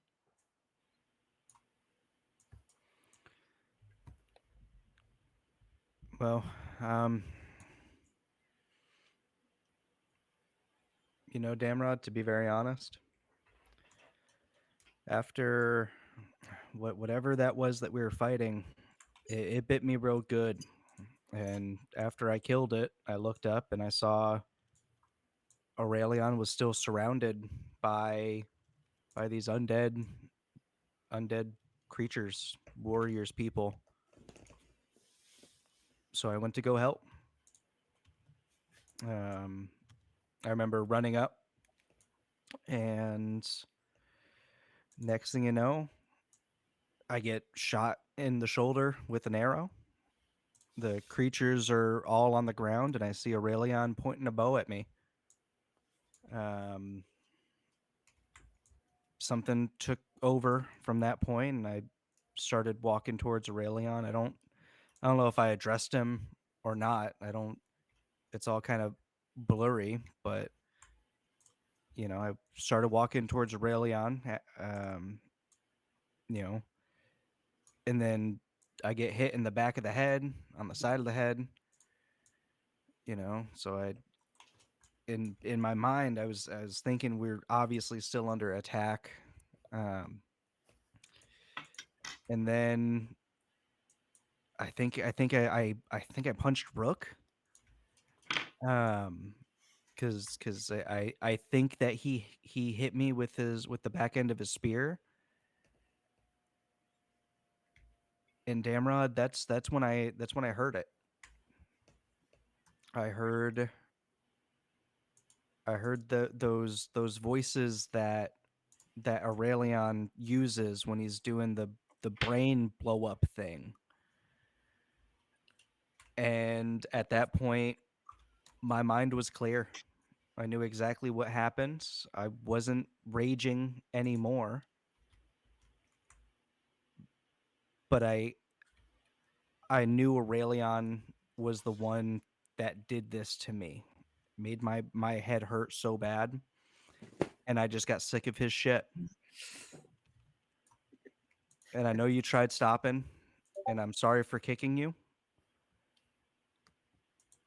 But when I hit Aurelion, my mind was completely clear. I knew exactly what I wanted to do, and I tried killing him.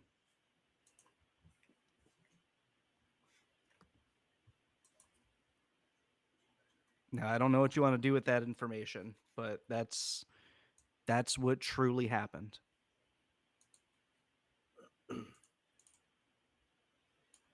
You can tell, um, that Damrod's taking his time, and kind of mulling this over. And Fair enough. you can definitely see the wheels turning, and he's not entirely sure what to do with it. For I mean, I don't know how you feel about it, but for longer than most people would probably be comfortable. But you can tell he's not mad at what you said. He's like processing all of it and thinking through all of it. Oh, it's a lot. And he says, I know that you've been through a lot since before you left home and since you came here. And I know that we've asked you and invited you to help us, and through us you've seen even more. You, Marikar, you need to take stock of yourself. You need to find yourself and find who you are. You need to decide before we venture from this camp, whether that be at sunrise or whether we stay into the night. You need to decide before we venture from this camp if the path that we're on is the path that you want to follow. If you want to continue on this quest with me, Aurelion, Rook, or if you need to find your own way. Now, Marikar, I trust you with my life. I fought next to you in some very dire circumstances. You said you saw and knew I was trying to stop you. You saw me throw myself in front of you at least once. I don't know if you saw the other times, but unarmed, knowing that in your battle rage, I could take an axe to the back, to the face, because I trust you with my life. But I also can't allow you to kill or hurt your companions. You asked me once if it was wrong that you took a life. It seems like Did. days ago, but it's been a time back at the caravan, and you're not that same Marikar that you were at the caravan, but that doesn't mean that you're a worse Marikar or a better Marikar. You've grown, you've developed more flaws. But you're Marikar. And again, I trust you with my life, but we agreed to help Rook and Aurelion fulfill their quest, and you've been along with us this entire time. But you need to take stock of yourself and decide if this is a path you can continue to follow. If you need help, I will help in whatever way I can, Marikar. I can't promise the help of the other two, but you know you can rely on me. You know that you can trust me, and you know that I have your back. But I can't allow you to harm your companions, our companions, or our friends. Even if there's a falling out and they're former friends, I can't allow you to harm them. You would see that Marikar,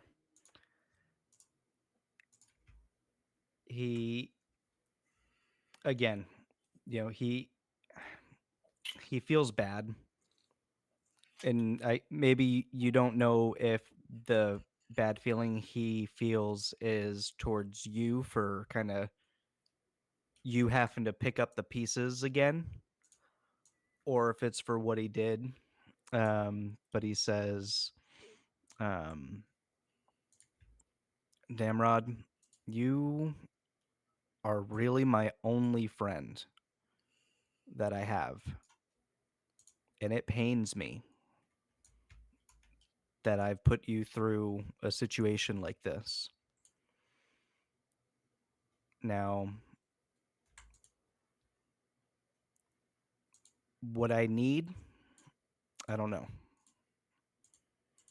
But I've made a commitment to you as a friend to stick by your side and go through this quest with you. But you can't tell me that Aurelion cares about anyone else but himself. He's dragging us through whatever mission he has for this stupid necklace, which I don't even think is actually a necklace at this point. I don't know what he's told the truth about. I don't know what he's lied about. And I'm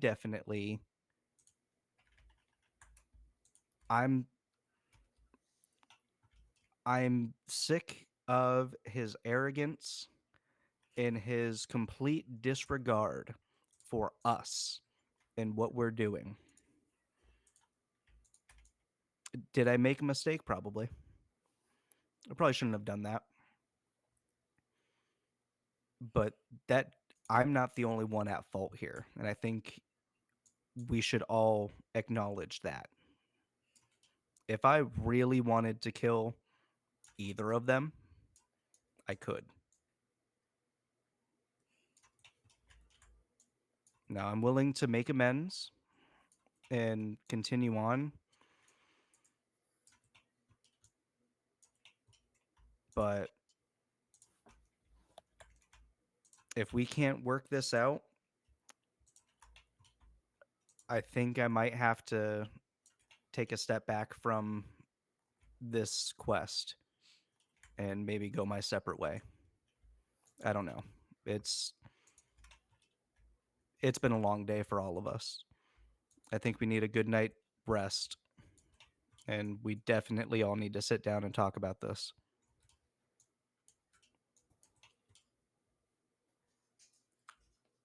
Don't think that I place all of the blame on you,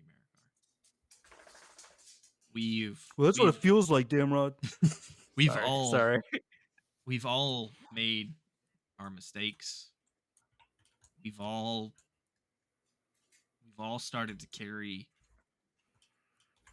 more shadow in us than we did when we first met at the caravan. None of us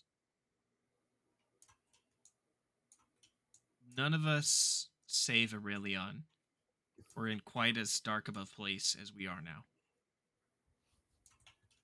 It shows through different in all of us, but the journey that we've taken thus far has definitely taken a toll on all of us. And I don't say that you need to make a decision to continue this quest lightly. And I don't say that just because you say that you're committed to it means that we can actually continue this quest. I have vowed to help Aurelion, but I don't know that Aurelion will have my help anymore. This you say Aurelion is arrogant, and he is. This could cause Aurelion to leave even Rook and go off on his own and search for this item again. But I fear that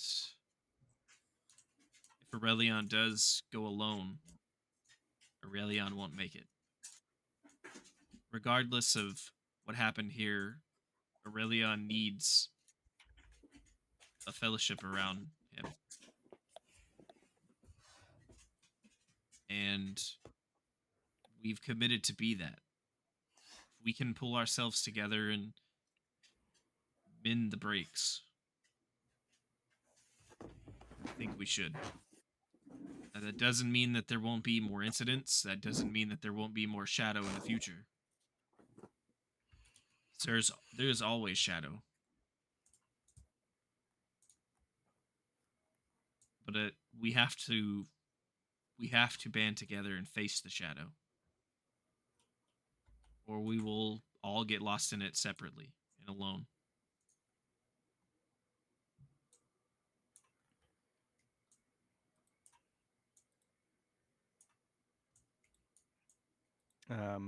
Marikar, he just looks at you and he nods.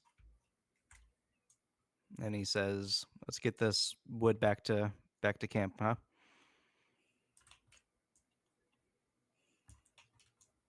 And Damrod just nods back, carrying his big load of wood back to camp. How big? It's pretty big in his mind. Kitty. That is a handsome cat. That's a cute ass cat. Oh my god. We needed something to break the tension. Yeah, we did. You want me to get Orion? Yes, we need all the cats here. Hold on.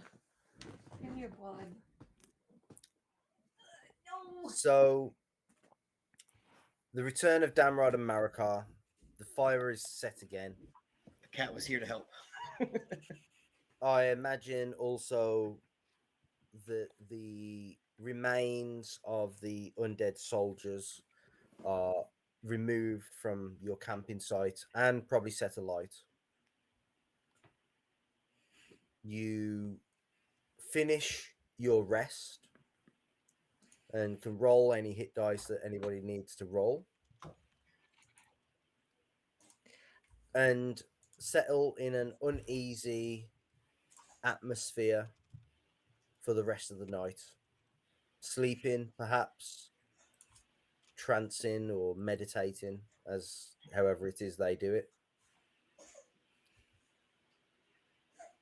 The dawn, you are awake as the dawn begins to arrive, and you begin to continue your journey towards where hopefully Damrod can guide you to the North Downs. I mean, that's gone great so far. Yeah. I mean, he's never been It here has before, this time, so- okay? Yeah, Damrod's never been here before, so he actually doesn't have an excuse this time. So he knows it super well. Hey, Yeah, I've never been here before, so I've led us on the right path this whole time. Ain't that just the way? however, it's not long into your journey. You look off up to your left as the hill on which the ancient city of Fornost sits atop a slope leading up to it is the only face of this hill that gives you access to the city itself. You see many towers, or some of them crumbled, but you can still see them just poking out. The one thing that Damrod you will know is it's not prudent to visit the lost city, for it's called Deadman's Dyke for a reason by the Brelanders. As Is that where the you've troll's head probably is? no, this is a different one.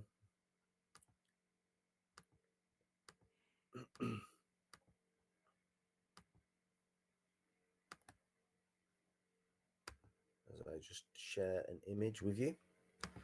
The walls overgrown.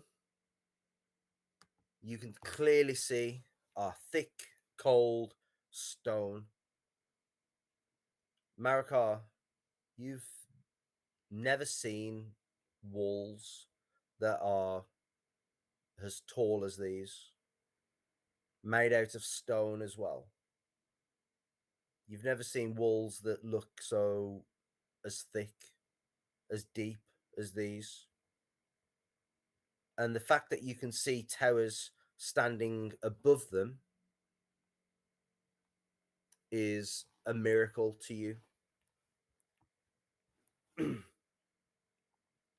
if this is the city at its lowest, run down, abandoned, destroyed, for you see some of these walls are broken, tumbled down, overgrown, then a wonderment it would have been, especially to you, Marikar, when it was in its glory.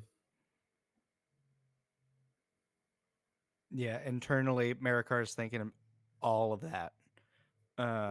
But given recent situations, he feels that now is not the time to be excited about something that's so cool.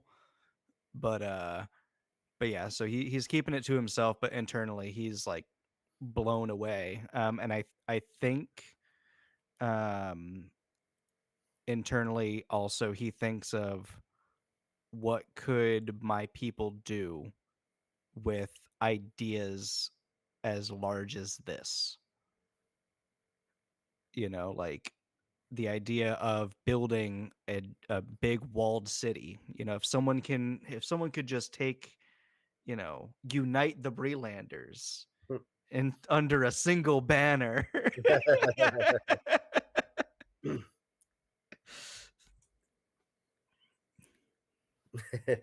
Make Breland great again. And make a wall, really? We're having Sauron pay for it. Damn Um, it. Happy Pride Month, everyone. Happy Pride Month. Damrod, you Can we make hats of that?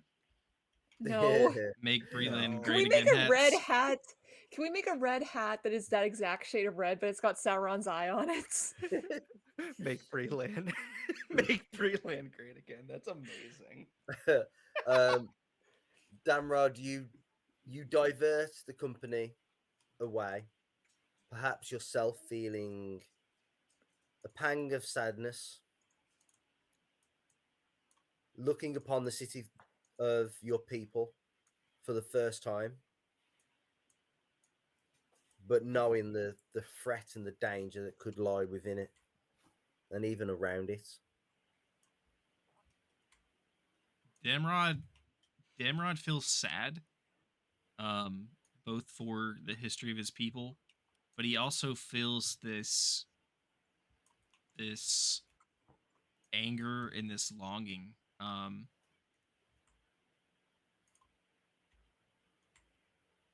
He very, very much has always desired to find a way to cleanse this city from the shadow that lays over it. But he can't, and he feels inadequate. And he feels sad of the loss, but he also feels that anger and frustration of not being able to reclaim it.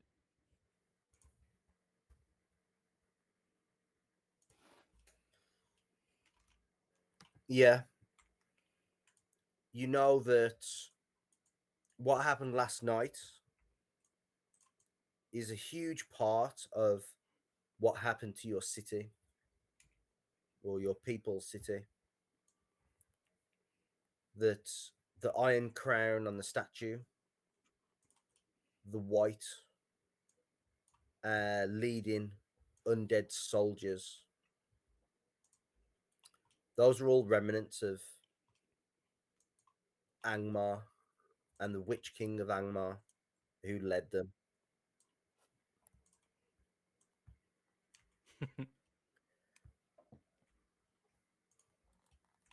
Yeah.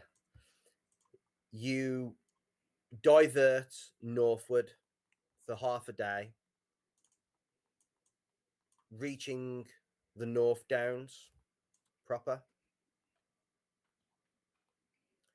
Unsure on which way to go, you begin to follow the most natural trail that you can see.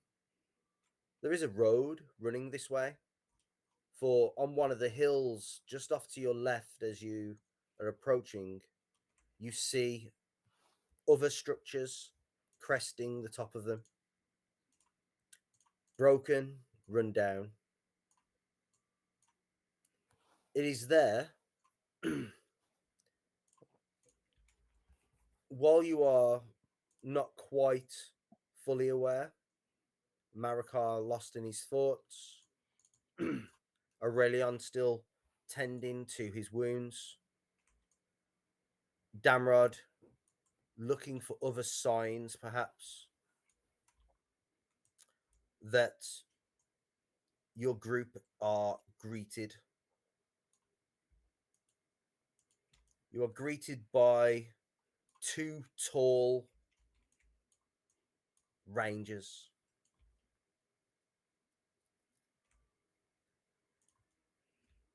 And that is where we shall end for this evening. Thank you very much, everybody, for hopefully joining us. Thank you, you guys, for an amazing session.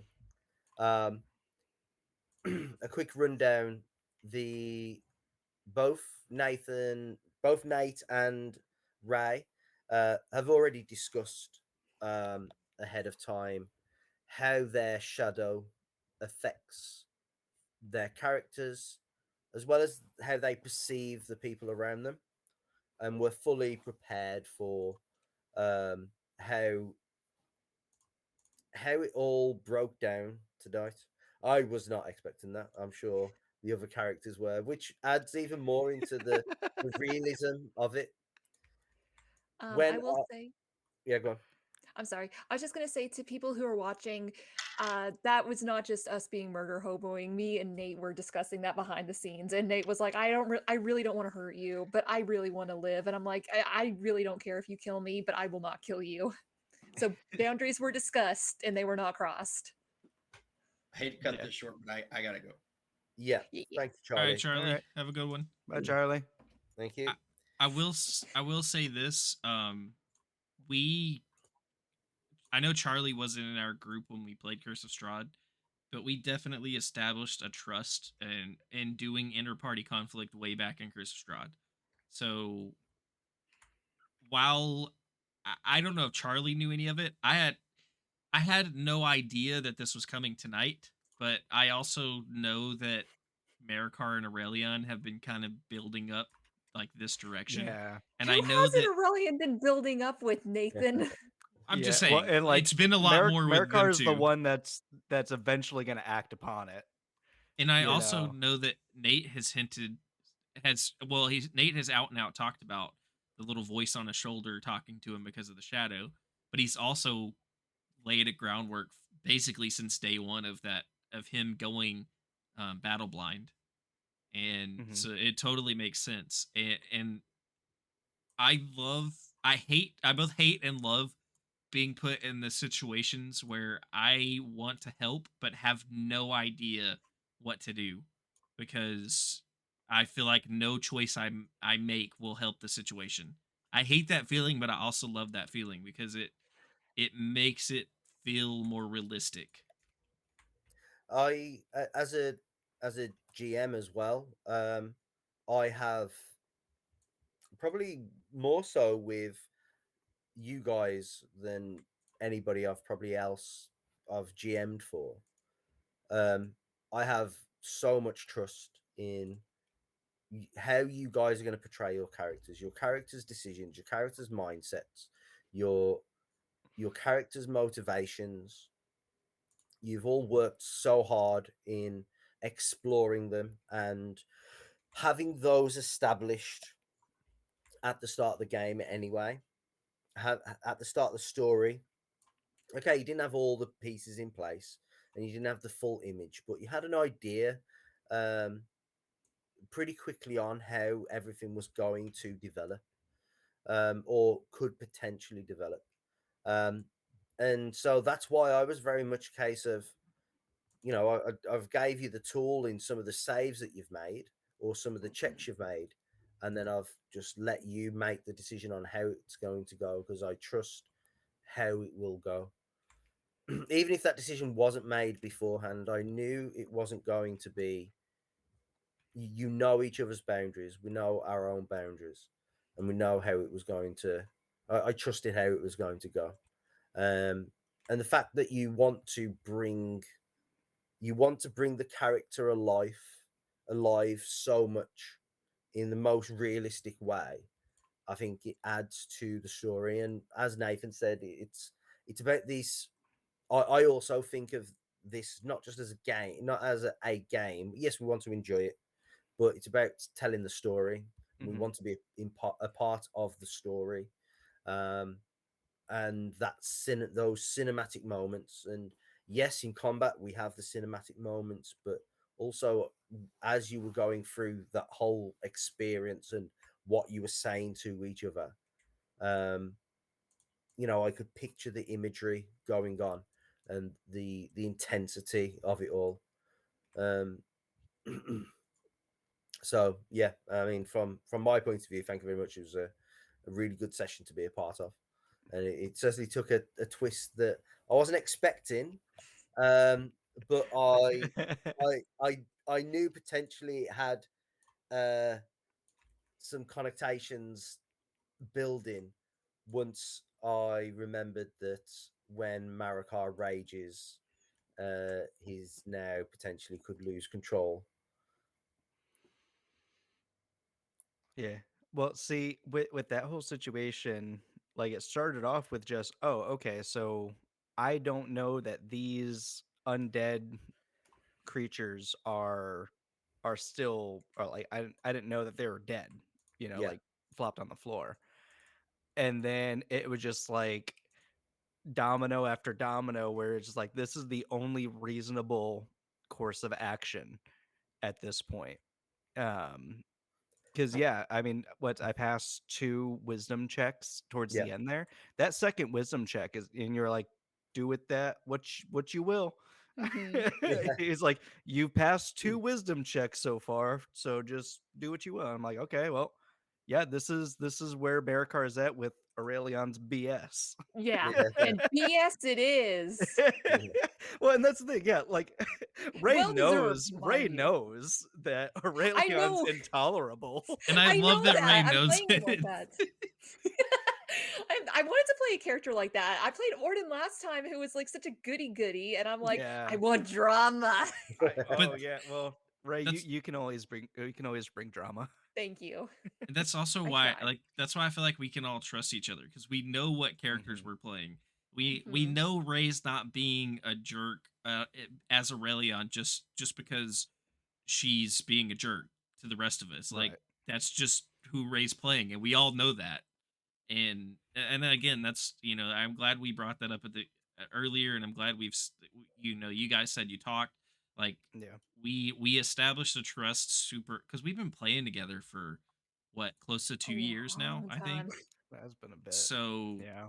I know We were Nate deep in hasn't the been here for pandemic. all of that, but like we we've established a trust through all that. And again, we experience interparty conflict and Curse of Strahd, well, it just so happens It to was be the that it same was thing the with same that 2 people at one point. Well, it always happens to be Aurelion, or not Aurelion, but Ray and I. one. Hmm. Because Except like for that one time that Kevin decided off screen he wanted to kill me, and then that time that I like peer pressured Nathan into off screen killing me. Well, I think I'm the problem. I think that is what I've we learned yeah, here. you seem to be the common denominator here. if I'm not mistaken, But Aurelion, also I it think it fits was you.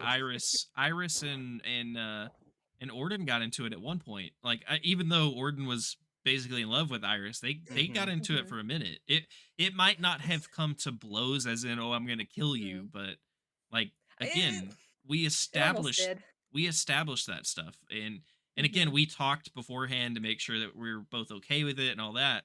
And I actually messaged Nathan and I was like, "Hey man, Orden's got the down bads. Is that cool?" we just I and I've said this before, both I think I've said it on my channel and I've said it on other channels before, like I love inter-party conflict, but it can't be done unless you're playing with people in a party that you can trust and people that you can talk to, and you know that they can do it in a way that no one's going to take offense if my character yells at you, because you know it's not me yelling at you, it's my character yelling at your character, which is completely different. Well, and like especially between the last few sessions that we've had in Middle Earth here, it's like it's been extremely stressful for the Yeah. characters. There's so much tension going on, and it's like eventually something was gonna happen. Like if you're, if you're traveling with a group of people, it's like taking a really long road trip. And that one Yeah. person, you know what I mean? It's just like at some point everyone just wants to right. fucking throw down with each other.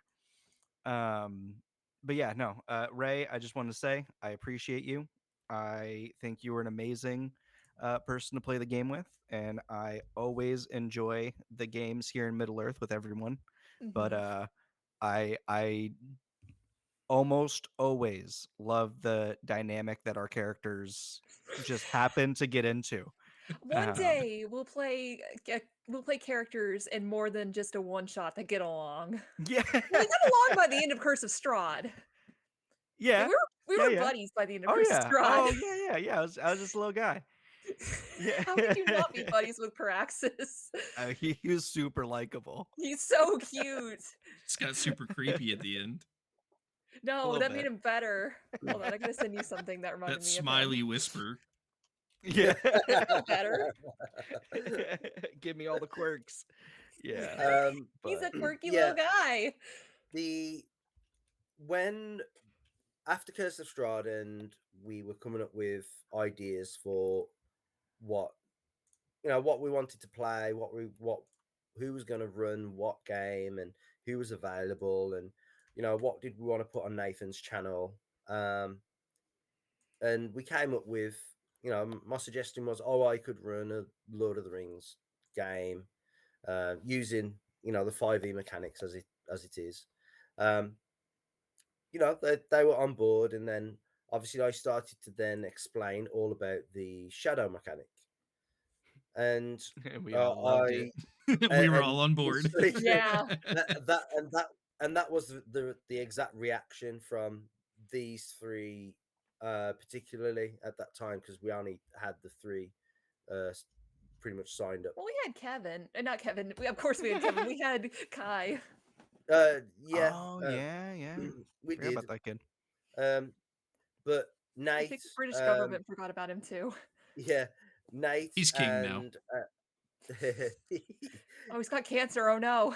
oh no, Nate and Nathan, the two of you were like, oh yeah, I can't wait to get my teeth into whatever this shadow mechanic really is. And Ray immediately was like, I want you to torture my character.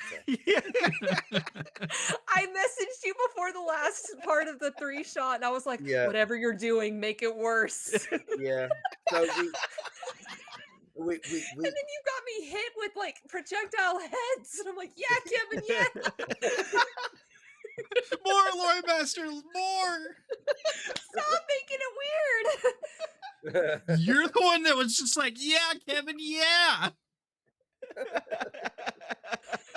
What? yeah, I'm and married.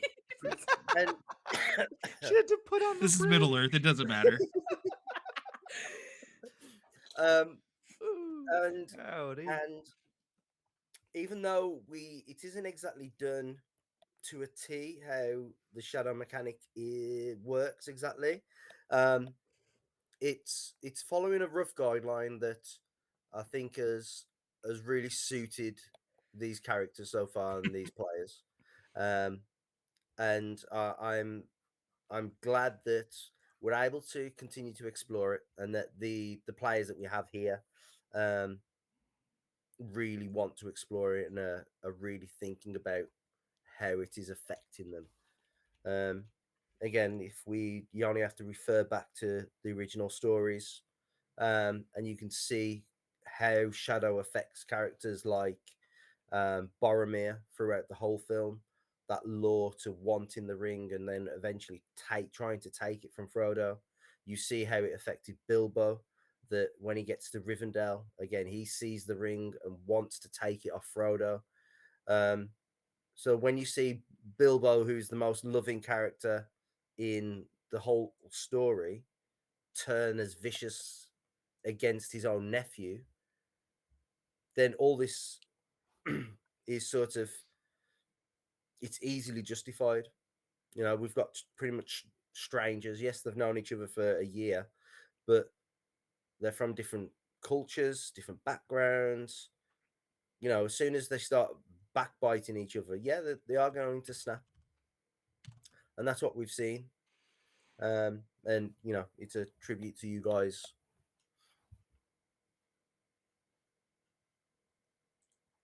Yeah, it's been a fun time. Mm-hmm. Very, very excited to continue on. If Marikar decides to continue on after that, Yeah. he might go around and be a mercenary for a little bit, Yeah. because like Marikar on his own would not make anything better. Um, that's why Damrod made sure to be like, hey, you can still come. You just got to make sure you want to. When you were saying that, I was like, wow, he's trying to be really nice and telling me to go. No, it's kind of the opposite. Like, not he's trying to make sure he's trying to make sure he's not seeming like he's forcing you to go, but also not forcing you to leave.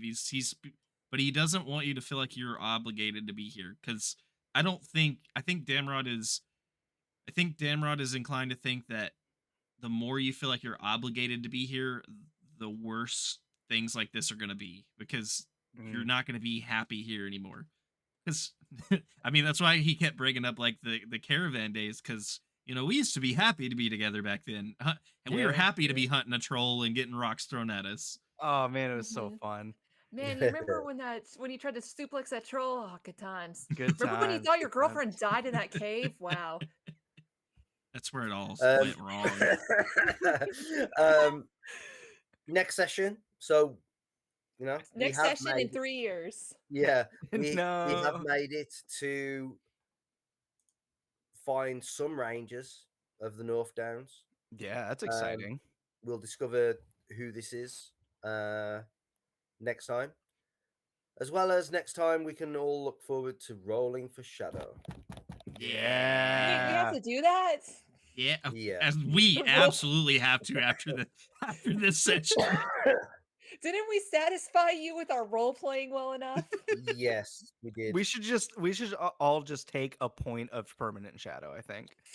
I think that's fair. Me and you would get 2. I don't know if that's a good. Yeah. While I like the idea, I also don't know if that's a good idea. Well, and You're that's at the thing 1 that and you just tried to kill the 2 struggle with. elves. Mm-hmm. That's what I'm struggling with. It's like I'm only at 1 permanent shadow, but like the situation, I didn't see any other way out of it. It's like, oh, okay, you just mind spiked me. Good joke. It's like, no, you No, just I wasn't fucking joking. mind I was spiked not me. joking. It's Yeah, like that's I'm trying not to be like, oh, I got a point of shadow, I'm completely evil, Yeah. because like that doesn't seem right. That's why I went with the mind spike, because maybe if he didn't have any permanent shadow, he'd be like, okay, vicious mockery, get him to calm down a little bit. No, he thought you were actually trying to kill him. He's going to throw everything he has at you. And Marikar still held back. What's up? Yeah. You did not have to, my guy. I wanted to.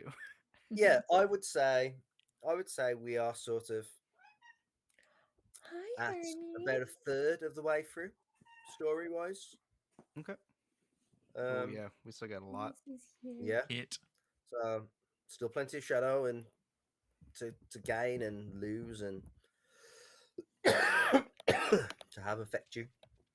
Oh. Right. Well, anyway, time for me Yep. to go to bed. Good night, Same. Kevin. Thank Good you very night, much. Kevin. Well, It was great seeing you guys again. See ya. yeah, let's try not to wait another month to do this. No promises. I said try. I said try. I hope you'll promise to try not to. I Yeah, think no, we That's can I do always it. that's I that's all always I try to ask. get on. You'll notice that the last few times we've had to play, it wasn't me canceling. Yeah, a big part of it's been me and my job, but Oh, you're fine, man. That was we're not me hope. throwing blame. I I know. understand. I'm trying to be transparent and admit because I know, like I had a couple weeks where I streamed like one day out of the week, and normally I try to get at Yeah. least 2 or 3. So I like my job was in the way. I'm hoping it's getting better now, but we'll see. But yeah, I'm glad we got to play. I've really missed it, and I'm glad we got to get a good um I'm glad we got to get a good RP in even after the combat, because I feel like we haven't had we've had some good RP, but we haven't had RP this deep in a while. Yeah. Kevin's Yeah, spent a it was lot a of good time trying to session. kill us lately, so Yeah. um so it was a good session, and I hope that next time we get to play it'll be sooner, and we'll get to do some more RP, and maybe Kevin will get a chance to try to kill us then too, but we'll hopefully get to address some of this and explore it a little bit more. But thank you Mhm. guys for joining. Thank all you guys in chat for joining. I appreciate you all. If you're not following any of our fellow streamers, you definitely should. If they don't have stuff going on currently, I promise they're working on something in the background somewhere. Charlie. And Nate. Oh, sorry. Cough, cough. Charlie and Nate. Yeah. But I'm yeah, coming up with a plan. we You said that last time. Yeah, I and know. we all know. I mean, we all know how it is to be. Oh yeah. I mean, I was just talking about having work get in the way. Kevin We all doesn't. know how it is to be busy, and Kevin's always That busy. yeah, Kevin does know that actually. He may not be a streamer, but he knows how it is to be busy. But we all know how it is, and things happen. But go support our fellow streamers and our fellow players here. We all appreciate it. If you guys want to hang out for just a couple minutes after we throw up the end screen, we are going to go over and raid Peekaboo. It's our pal Ben. To, Ben. today is Oh, that his is Ben. makers and crafting day. So I think he's working on a Gundam model right now, which is pretty cool. Oh, Nice. I Nerd. always say freaking love this. Gundam. He's got a good setup. He's got a camera where you can see him working on it, but he's also got his camera showing all of his pieces and instructions and Well, everything. So it's pretty good. dude, I would hope that he didn't just like have the cam on and no gunpla that you could see. I've seen it. I've seen it, man. I've seen it. But yeah, if you hang out for just a couple minutes after the end screen's thrown up, we'll raid them. You'll get them channel points. As always, I won't ask you to follow, subscribe, or even chat in the chat. All I ask is if you got 5 minutes, give that streamer 5 minutes, and you might find somebody you want to follow, subscribe to, or chat. You might find a whole new community you want to hang out in. Ben's a lot of fun to hang out with. We play with Ben and Puppy, and sometimes Ray joins us in just an assortment of random games. I think we're actually gonna have some Sons of the Forest this weekend with Are Ben we? and Puppy. Nice. Ben told me about that, but that was like last year, like halfway through the year. Yeah, so what's happening is they're finally doing a full release of the game. I think tomorrow. It's going out of early release into full release, and with the full release, they're supposedly changing a lot of the story and some of the mechanics and stuff. So I believe our plan is this Sunday to start a brand new world, because we have a whole base built in the world, but we're gonna start a brand new world and start streaming our the full game, and start streaming us building a base and setting up and surviving and things like that.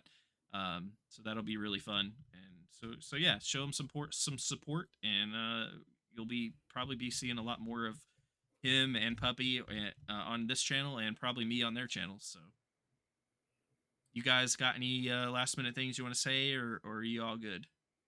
Nope, I'm all good. I gotta get going though. All right, Yeah. we will see you all in another dimension.